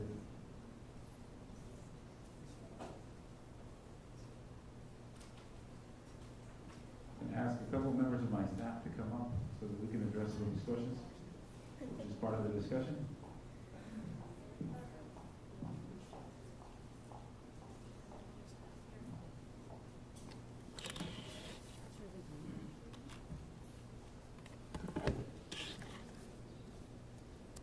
So, Mr. Valdez, just to clarify,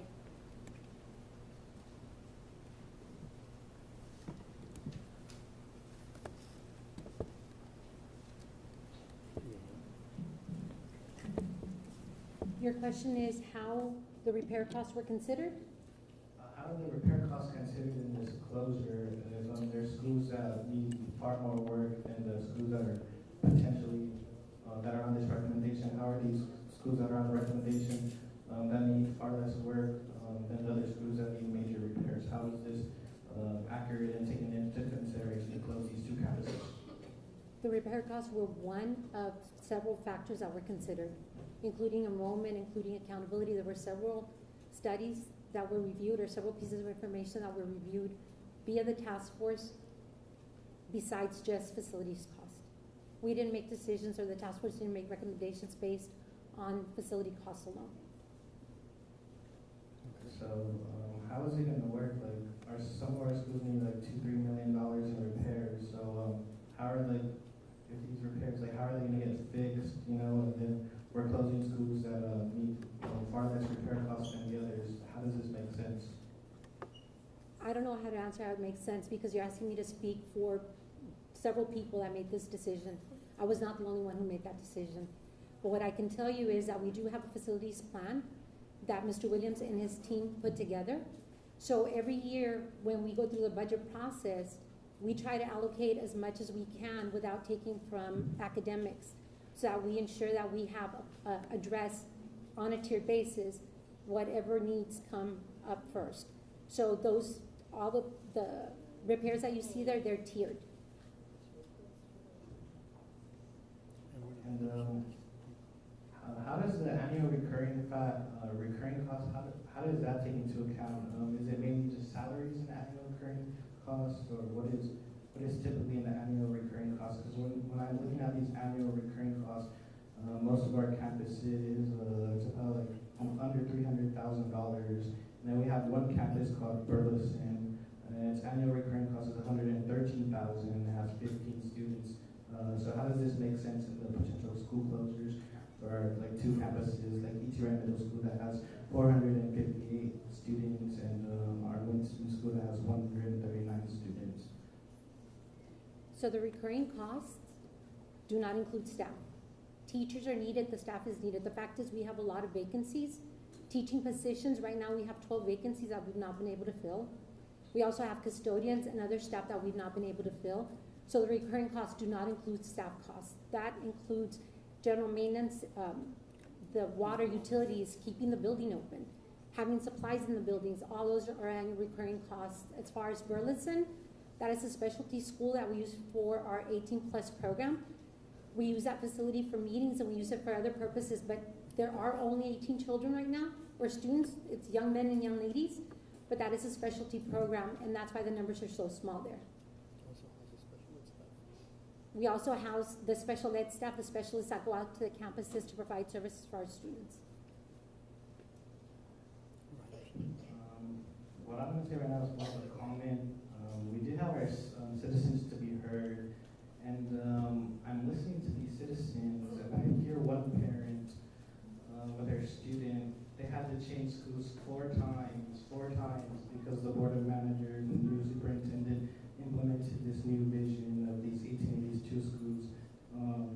How does this really make sense? You're taking your students out, changing 4 campuses, and this will probably be your 5th campus if this school were to merge. My question is why didn't I know one of the recommendations was to combine Gardendale and Winston, and how did this recommendation not move forward? I believe if we were to merge Gardendale and Winston, that would be less impact to all of our students. But right now, with the school, with the potential for the school closure, you're just telling the students, oh, your school's going to close, go find another school, you have school choice.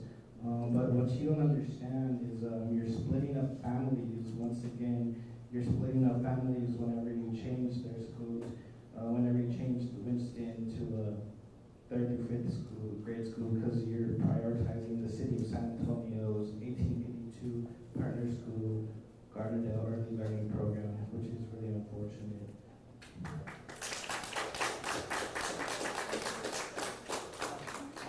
I'll answer some of that question, because out of respect to the partners that we have, so this is not just a one answer question. There are different partners. I can recall the last few workshops that we had, some of the recommendations that were made by folks that are sitting in the room right now were, couldn't we look for grants to help the schools? Could not we look for other partners that would assist us in keeping our schools open? That was the thinking back 5 years ago when this board, or myself when I joined the district, from hearing in the community, how do we continue to support the schools through additional funding? That's why you have all the partnerships that you see now, whether it's Texas A&M, whether it's Pre-K for SA. I'd like to acknowledge, out of respect to Pre-K for SA in the city of San Antonio, that they have poured in hundreds of thousands of dollars into Gardendale. In terms of the little, the recreation area, the little trike area where the children work, that is money that they have been able to allot to the school. And so, again, in this work, I'd implore that you remember that the partners have also come in and given us additional funding for the school that has allowed us to buy time, if you will, to continue to increase the enrollment of the schools. As was mentioned earlier, these are not answers that you can just give at one time. There is a lot of layered conversations because that is ultimately how this has happened. And so, again, I want to answer the questions in the best way that I can, given the information that has already happened. That is fact. That is not a guess or incorrect. I want to be real direct about that because I think the community deserves that. But in this particular instance, because we're talking about Gardendale Winston, that is Texas A&M San Antonio, who is represented here right now, and also the city of San Antonio's pre-K for SA. And they have been good partners to us and understand the current situation that we're in. I think that's the respectful thing to do. We don't need to lose respect for one another in this conversation. In conversations like this, we don't prioritize partners, we prioritize students because we're advocates for all of our students. My next question is, are you going to be like, if this school merger, getting rid of these schools, what kind of after-school transportation will be provided for students that are interested in after-school programs such as athletics and after-school activities? So pending board action, there is a plan that is going to be put in place to make sure that we provide transportation for our students. That's already in the works, sir, depending on the outcome tonight. I'm not just asking about transportation like before or after school, transportation for students if they're interested in extracurricular activities. Are we going to transport students that live far to participate in after-school activities? Yes, sir, that is the plan. My next comment is I'm hearing the parents and community members, they're saying that this rethink and redesign was really rushed, and it was rushed, and we do have, there was an involvement, but then the involvement died down because the involvement was really selective. So I really hope that my school board listens to their community constituents when they say that this plan needs more time. Mr. Valdez, I do want to point out something though about that. While we didn't have all the participation we wanted to, we provided the opportunity. But we also, it was really important, when we went out to the community, everything that was said was documented. We let the parents, just like tonight, we have the open mic, we listened. If you look at those boxes in yellow, we started off with 11 recommendations that then through conversations, and because we listened to the community, those got reduced to then 7 recommendations. If you recall, when we started the conversations, we had 11 different things that we were looking at. Those got condensed to 7, and that ended up being 4 to that required board action, and 2 to roll out programming such as pre-K at the campuses. So we did listen, and we did provide the microphone at every community meeting that we could. We listened to our kids. We had over 1,300 surveys. We had very little participation from parents. We only had 12 surveys returned, but we read those too. And out of that, those recommendations came what you hear and see here tonight. My next question is, we did have a demographer, but did we do an equity study? I attended the SAISD board meeting yesterday, and they did an equity study. Did we do an equity study to see how this impact will impact our students and community? Our equity, when you look at the buildings per student, we have, our buildings are being used at a capacity right now of 427 students average per building. We have 19 campuses that are open currently. If you compare that with San Antonio ISD, they're operating 98 campuses with 44,710 students. Their average was 456. Northside's at 824 students per building. You have Northeast at 798 students per building, and you have Judson ISD operating 767 students per building. So we did review some of that data, and that was part of the equity, part of the demographer's review. Didn't include this. We did this after the fact. Well, let me also add another part of the equity that we're looking at. I think this is a topic that everybody's probably seen, whether it's Edgewood or it's one of our surrounding districts. There's obviously 4 districts in the city that have now gone and have been going through this process. What you'll find is that a among the equity that teachers and educators, and I don't want to ignore that because there's a bunch of educators in the room right now. There are buildings across the city, but specifically in Edgewood, also sometimes where you don't have the proper amount of personnel. Not because we're not trying to find them, but the reality is, and I'm seeing a lot of head shakes that work in the schools, that the pipelines for us have dried up, not just Edgewood, in general in this country. The teacher pipeline has dried up. The safety and security pipeline, officers, has dried up. The area of special education has dried up, including administration, because it is important. I know that word gets thrown around, but I can tell you that administrators, and we heard someone repeat a couple of times about our principal at Weiss, and that's important, and I'm glad she's here. All of those people make up the experience at our schools. So I don't consider, I want to make sure that we don't lose light of, we're not getting rid of anything. I know that word was mentioned here recently. We are not getting rid of, people are not things that you get rid of. But it is important, and I'm looking directly at our staff that's here now. It is important through conversations that we've had with, I wish Susan Salinas was here, she's our TSTA person. A lot of the advice that we receive from other districts that have gone through this, there's never a perfect time, there really isn't. But in speaking to teachers, and myself speaking to principals who've gone through this here locally, it is important that we provide choice. It is important that individuals get an opportunity to have a say in where they end up next. Because the bottom line is the children will follow the adults, which is the teachers. And I've heard numerous things said tonight about that. And so if we could help our teachers end up in a place that is of their choice and that supports their transition, this is not easy for anybody involved, including this board and this superintendent. And we have a greater likelihood of making sure that the children are able to adapt into a new environment, and some of them are here right now, so I want to remind the group, as we're having this discussion, that we remember those things. Because there's never a perfect time, but this is why we try to clarify this information as best we can. And I do want to make it clear for the record, we understand the emotion. I know a couple people said take out the emotion. I understand you. That is not possible. I got to sit with one of our reporters today, and that was one of the things that I mentioned to him. This is the start of a grieving process.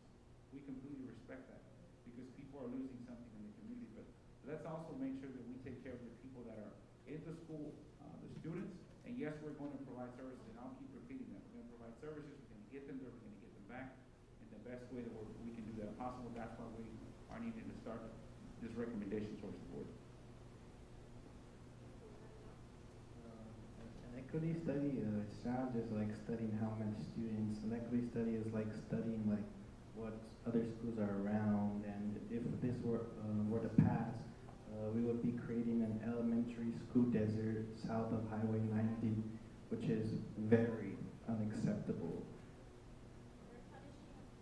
So let's put that in the context, because again, I want to make sure we're putting things in the context. The nearest elementary is about 1.5 miles, and we are providing, yes, it is, because I am reading the information that parents are sending, to be fair. Some of the concerns are we're going to have to go under Highway 90. I can recall that both in English letters and in Spanish letters. Again, we are providing transportation. Also, members of the community, hazardous routes are something that we discuss every year. That actually comes to the board every year. The board has to approve any hazardous routes that we actually have to implement in the district, because the state says if they're under 2 miles, they don't require us to transport children. But of course, it also says if you have a hazardous route, you will transport. Of course we will. That's the right thing to do. Many of us are parents. We understand that. But I want to add some context around information so people can have a better understanding of it as well. Thank you. Well, you're not just impacting the students' pickup and drop off. You're impacting as if you listen to what the community says. You have grandparents. You have grandparents and parents. Like if their student were to be sick, they would have to cross the highway, which is really unacceptable. And I did a VIA trip.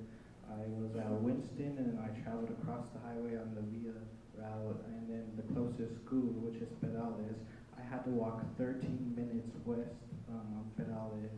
I had to go through sidewalks that were broken. I had to see 2 dogs, and so that's really unacceptable. How it's not just impacting the students picking and drop off, it's impacting host students, it's impacting community, it's impacting those parents that want to go see their students after school, meet the teacher.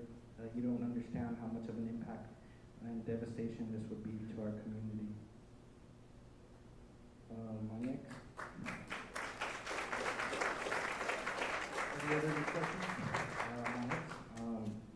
question.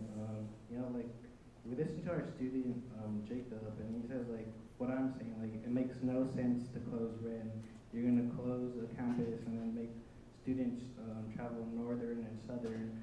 But we do have Gus Garcia, and we also have a school board that prioritizes the 1882 partners to add 2 schools, the Las Palmas girls and the Las Palmas boys, to include 6, 7, and 8. So we have a high concentration area of 3 middle schools, but yet you want to close the elementary school in the central portion of our district, which is really unacceptable. Like, why does it, like, you're splitting up students, you're splitting up their family, go north or south, that's your only option. Like, our community is saying, like, this is not fair, and it really isn't fair. We have another student, Timothy, he says he loves his school, he loves his principal, but then if you do close the school, you're splitting everyone up, and as a superintendent, like, you should know, like, how splitting people up. You're not trying to put people together. You're trying to split families. You're trying to split communities. And so what our community is saying, like, this school district is not a family no more because of all the changes this school district has been through, and it's really unacceptable. Is there a plan to keep communities together if these were to pass? A plan to keep communities together? Yeah, like keeping, like, the principal with their students, or keeping students together, students with their teacher. Like, what is the plan? Are you just going to tell teachers go choose whatever school you want, or are we trying to keep our students with their classmates together? The first choice is for the teachers to give us 3 options of where they want to go, what grade level they want to teach, and what subject area. We're going to try to place them where they want to go. We don't want them to keep the teachers with their students and keep the students together. We just want the students to go make new friends, which is really unacceptable. What is the closest dual language school from Winston Middle School in the south? Can I answer that first question you asked? The idea of giving the teachers that option, and it is the hope that, as we said previously, that the students may want to follow that teacher to a particular campus. I'm sorry. I apologize. To repeat that, I apologize for that.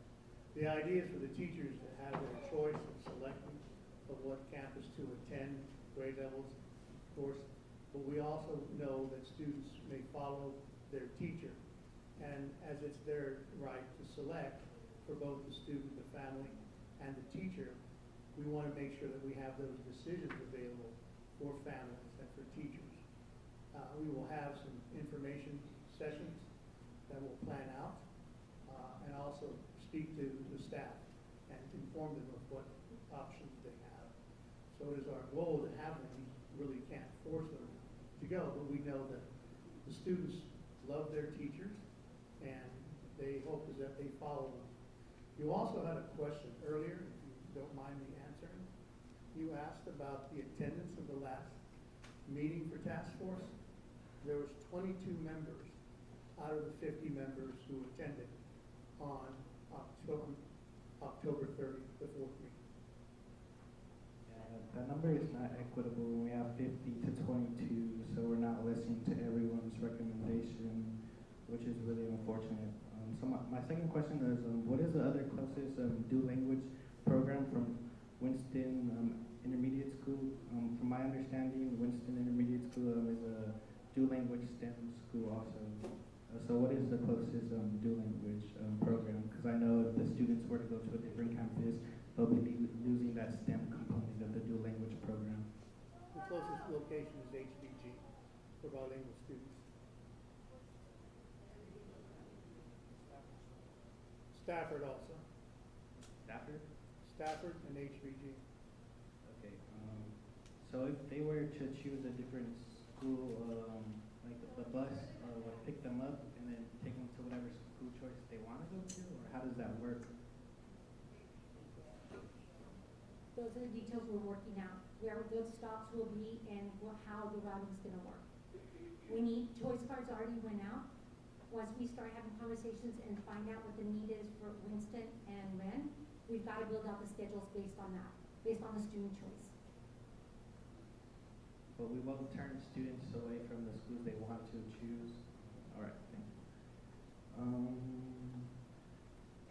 At Winston, we have really good partnerships like SAMSAT and Boeing, and we recently received a grant from Toyota. So if this school were to close, like what would you be doing? You're basically losing out on all the money you put into this campus.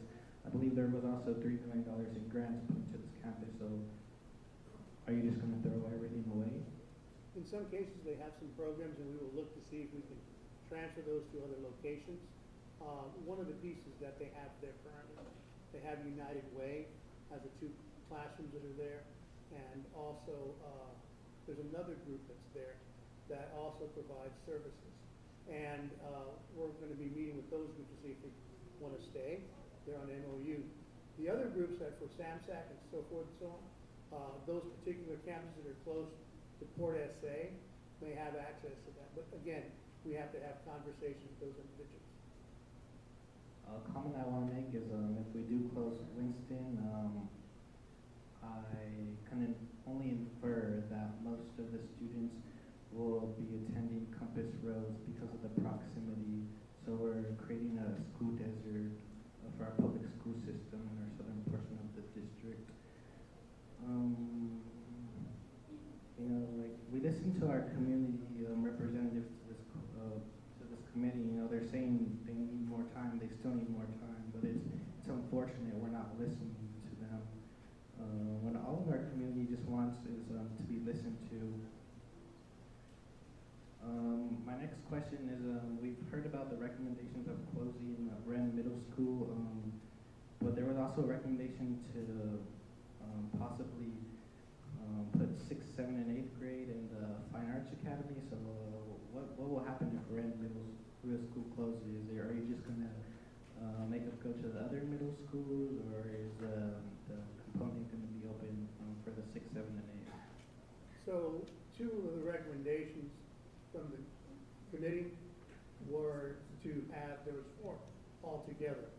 One was, of course, Wren, the other one was Watson, closures. But the other 2 were to provide 6th, 7th, and 8th grade at Fine Arts Academy, and also to move pre-Ks to other elementary campuses. And both of those particular components do not require board approval. We have been moving pre-Ks to other campuses over the last 2 years. We started at Loma Park, and now we have 8 pre-K Head Start, 8 pre-K classrooms at Loma Park. This year, we have 3 pre-K classrooms, 2 3-year-olds and 1 4-year-old, and we're expecting to add another, a 4th at Perales. In terms of the Fine Arts Academy, we're exploring what does that look like. Our thoughts currently would be to move 6th, 7th, and 8th at the same time instead of moving them up, because we want to make sure that students have a place to go. And we've also identified the fine arts programs that will be at grade 6th, 7th, and 8th. My next question is, if these 2 schools were to not close, will we be will we be able to operate the schools, or are we going to be in a deficit? Because I know we're going to be in a deficit regardless, but what is the cost of impact if these schools were to stay open? We would have to operate as usual. And what that means is we'd have to make up about $13 million from grant funds that are expiring September 30th, 2024. In addition to that, we have to add about the $2 million for the operations of the 2 campuses. And other factors with staffing that we don't know where we're going to land depending on where the staff moves. So there's a lot of moving pieces. At minimum, $15 million is what we have to look at, in addition to the regular operating budget. Do we have $15 million? We do have $15 million, sir. I said that at the last meeting. We have a $59 million fund balance. We are required by state law to keep at least student applicants operating expenses, which is about $21.7 million. At the rate we'd operate, we could sustain operations as usual for only a year.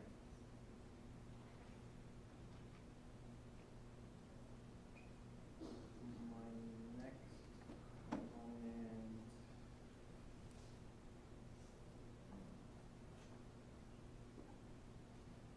You know, we hear a lot about like closing our schools, but then it is true what the community says. You know, like the superintendent and the executive leadership team are still going to stay, which is very disheartening. You know, we're talking about shutting Wren and Winston, but like what like if like what would happen if they do stay open, like Wren, like because it can be sustained, but it's really unfortunate that like you know we're having to like push our students away.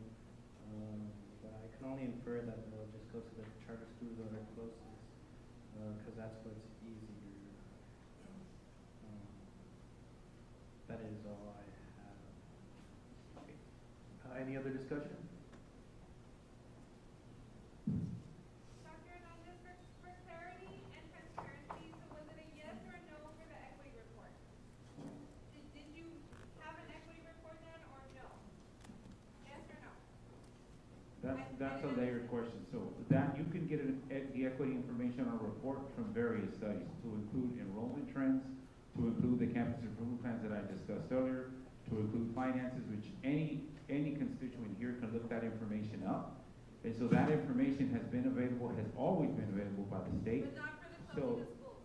Like it hasn't been done for that. That's not a. Just to understand the clarity. To understand, yes. So I'm citing all the different resources that are involved in an equity study, so that those can be looked up by anybody.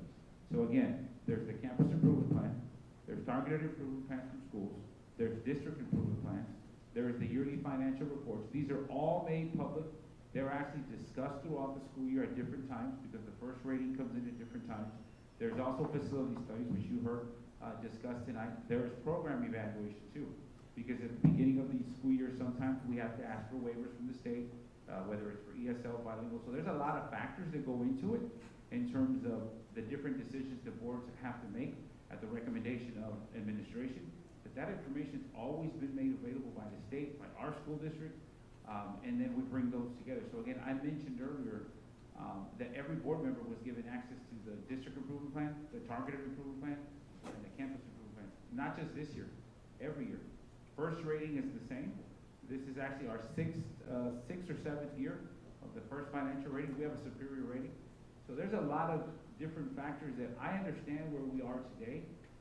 We don't get here without a lot of other things happening with regards to facts, actual facts, to include accountability. We've improved our accountability across the district. And so I'd say again to our partners, because there's some here again, they have also been valuable in the help that they've been given to us. It's helped us help our staff. We have staff that have been able to go on and get master's degrees because of the work that partners offer. So those are all other factors that I understand can't be shared in one night, but I would ask our community again, continue to be involved as you are now, because that's how you start building your toolbox. So I want to reference what you said earlier. It is important that we do listen to one another.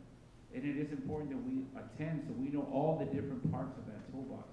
Because one night or a few nights of this discussion doesn't paint a fair picture. And I'm going to keep saying it is important that this recommendation was brought so we can honor the students, the staff. We've heard over and over how staff is important. We want to honor the staff.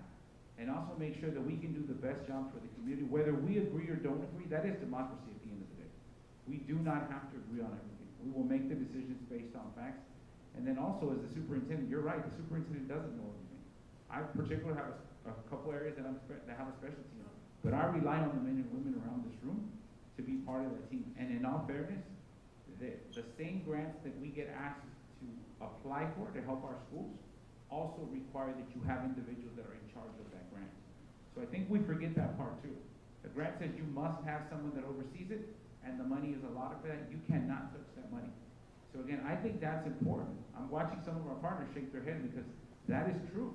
And so again, out of respect to democracy and out of respect to, I'm not going to sit here and contradict everything, out of respect to people's right to speak But if you will continue to just come, if you will look up the videos, if you don't believe me, I understand. Look up the videos that we have online for the past previous years. They're there. The information's there. The workshop information's there. So let us continue to have that conversation, because I think, yes, we can get to a place of equity, but there are a lot of factors that go into an equity study. And we've been giving different parts throughout the year. Thank you. I appreciate that question. Okay, if there's no other discussion, I do want to say something. Those of y'all that have been following us, this is my 5th year on the school board, and this is my first as a vice president. But I do want to mention a few things just to kind of wrap up what we're talking about. Some of the things that affect my decision is enrollment and birth rates. They're not where they are or where they used to be. Attendance, our average ADA, which is how many students show up to school every day, is about 85%. To put that in a monetary term, that's $8 million a year that we lose just by students not showing up. Also, our building capacity.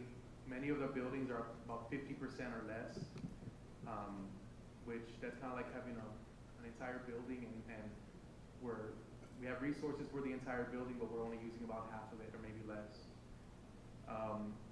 Also, state funding, right? State funding is not where maybe it could be or it should be. So we have to keep an eye on that as well. And lastly, competition with charter schools is still there. And you will get various experiences from charter schools, some great, some not so great. And they have different standards that they go by, that they're held responsible for by the state. I want to end with 2 thoughts that I've had. First of all, I want to say thank you to the committee members. Everyone who showed up, even if you showed up for 1 meeting or 2 meetings, I want to thank y'all, because that is volunteer time. And we understand the importance of that, because we're here volunteering our time every month, sometimes every week. Being a board officer, pretty much every week I'm spending a few meetings, right, with the staff here. And this is not an easy decision. I don't want to give that impression. It's difficult. I graduated from this school district in 2010. I have 2 siblings that also graduated before me. And just to keep that in mind. Lastly, I would like to ask for y'all to stay involved, because this is not only an EISD problem. This is not an Edgewood problem. This is not a San Antonio problem. This is, if you look at the bigger picture, this is a state problem. Some would even say it's a national problem, right? We're not unique in closing schools. We're not unique in needing help and needing assistance, particularly funding. And also, like Dr. Hernandez mentioned, also teachers and in some cases officers to keep our schools safe. I want to take this opportunity to hopefully see this as a point to move forward together, and that in my mind, the schools aren't the buildings, right? They're the people in them, the teachers, the students. And again, like Dr. Hernandez mentioned, we're not getting rid of people. We're not getting rid of the schools. We just have to shift and adjust to where we're having those discussions and those opportunities for our students.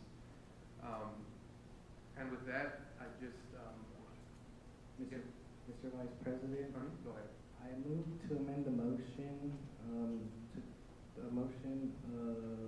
the school closures affecting Rendon Middle School. I move to amend to consolidate Winston Intermediate School with Gardendale Early Learning School, and to consolidate Cisneros and Las Palmas. The reason why I move to amend this is because this will create a less impact on our community and students. Okay, I don't understand the motion. Can you repeat it real quick? It's an amendment to the resolution, and I would like to amend to consolidate Winston and Gardendale and Cisneros and Las Palmas, those 2 schools together and those 2 schools together, because this will create a less impact for our students.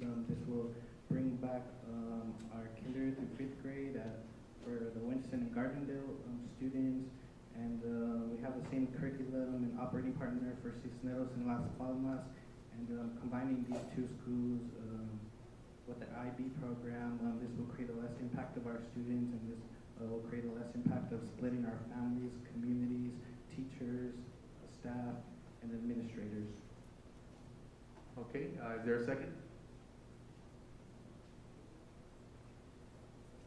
Again, will be a less impact than closing our only southern school in our district and closing our only central school district. And this will be consolidating services for our 1882 partners that are doing the same work with the IB program. Again, as I say, this will create a less impact than closing two schools and telling the students to go wherever you want to go. Okay, if there's no second, then the motion dies. Now I move on to our original motion and second. All those in favor, raise your hand and say aye. Aye. Aye. Sorry, sir. The original motion was, is there a motion to approve the Facilities and Finance Committee final recommendation for school consolidations and closures affecting Wren Middle School and Winston Intermediate School of Excellence? That was the motion, and it was been seconded. Okay. All those in favor, raise your hand and say aye. Aye. Aye. All those opposed, say no. No. Okay, motion passes.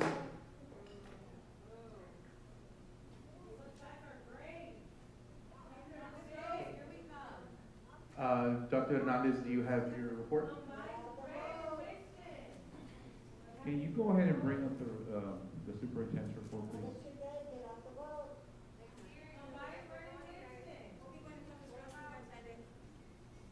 Thank you. Let me bring a little, before I start my superintendent's report, let me bring a little bit of a light. Thank you, ma'am. Thank you. Much appreciated. I do want to state for the record, I understand the motion, but also please consider there are individuals who would have to move in programs, and so it's not as easy. There are also contracts, and so that makes it a lot more difficult. So I do want to put that out there in terms of contracts. Students, not contracts. So let's go ahead and go to the superintendent's report. So as always with the superintendent's report, I do like to highlight the students and the events happening in the school district. The first one being that we did have recently a career and technology fair in the school district. As you can see there, those are just pictures again from that program. If you'll give me 1 second. There you go. There you go. And so if we look,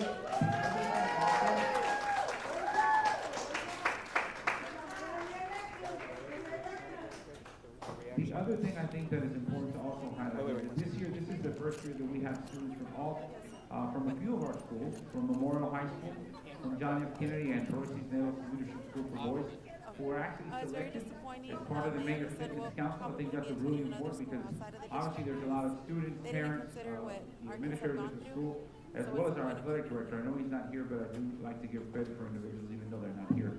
Mr. Benavides, we worked on making sure that our students are represented in the Mayor's Fitness Council, so we do want to thank our students that were selected. We also want to thank Brentwood Brentwood School of Innovation for the recent veterans program that they had. I do want to acknowledge one thing. Every single one of our schools in the school district matters.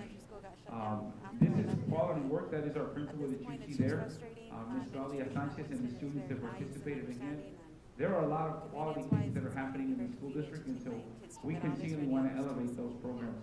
We also recently met with Joseph Bray, that's the gentleman in the top right, about possibilities for our students with regards to the Minuteman Scholarship, that is opportunities for our students to attend either West Point or one of the other military academies.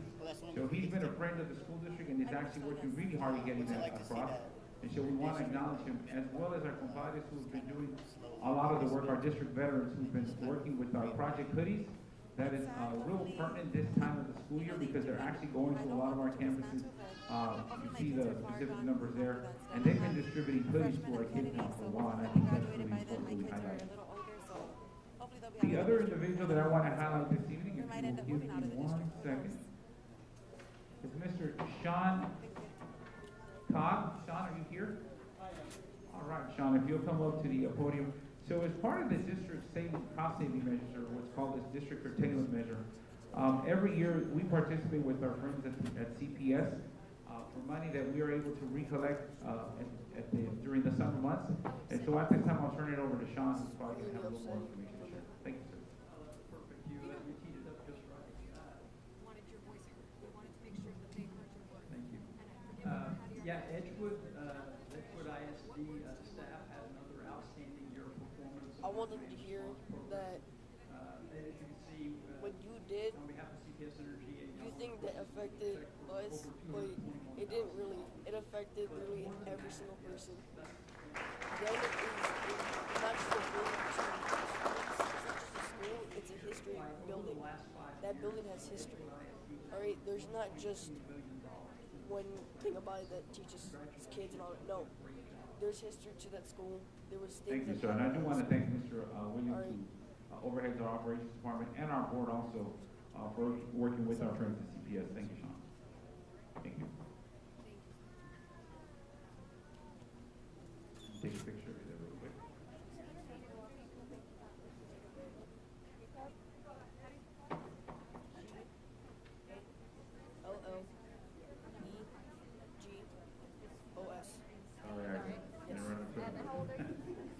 All right, so keeping in with the information happening around the district, we also want to thank our district central office employees. Last week we did have our annual Thanksgiving luncheon for our members of the central office. Another one? As always, this work has always been around people, and so I do want to thank all the men and women who work in central office who many times support the work that is happening on our campuses. Again, these are a lot of individuals that bring additional support to make sure our schools are running successfully.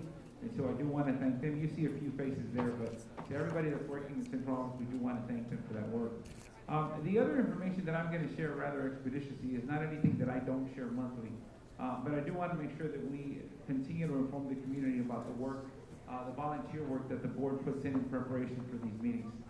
Last week, many of you who were here participated in our monthly workshop. That is not something that happens only this time of year, it is every month. The board has a workshop, and then they go and have opportunities if they like to have a one-on-one meeting with the superintendent in case they have any questions. The board also has an opportunity, if you'll allow me to turn the page here.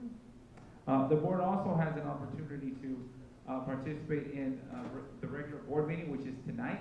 As you can see, much of the work we do, I know tonight we had a great conversation we needed to have with the community, but a lot of what we do at our regular board meetings is we highlight the people that matter to us, the students, the adults, the community members, and so that's part of the work that's being done. And so I do want to thank again each board member, all 6 of you, and of course our 7th who's not here because she's ill, for the time that they invest. As part of their preparation for the meeting, please note that board members do get a weekly board update. They get actually 3, and so this allows them to make a more informed decision as trustees of the board. So these items that I'm about to go over, I'm not going to go over each one of them because you've already heard them tonight. These were all the items that were up for a vote this evening, and you've now seen the board take their vote for consent items. So I want to thank, again, all 7 members of the board because monthly they do study with us, they learn from us, and then we ask questions, they push back on our ideas, and then ultimately they vote, and they vote in the best way possible for their individual vote. The other thing is, those are just the board meeting minutes. The other thing, I want to thank the men and women sitting on the side of the table today, the senior leadership team, because a lot of the items that you see that come up, again, are prepared by this group. These are the groups who execute the work that's being brought up.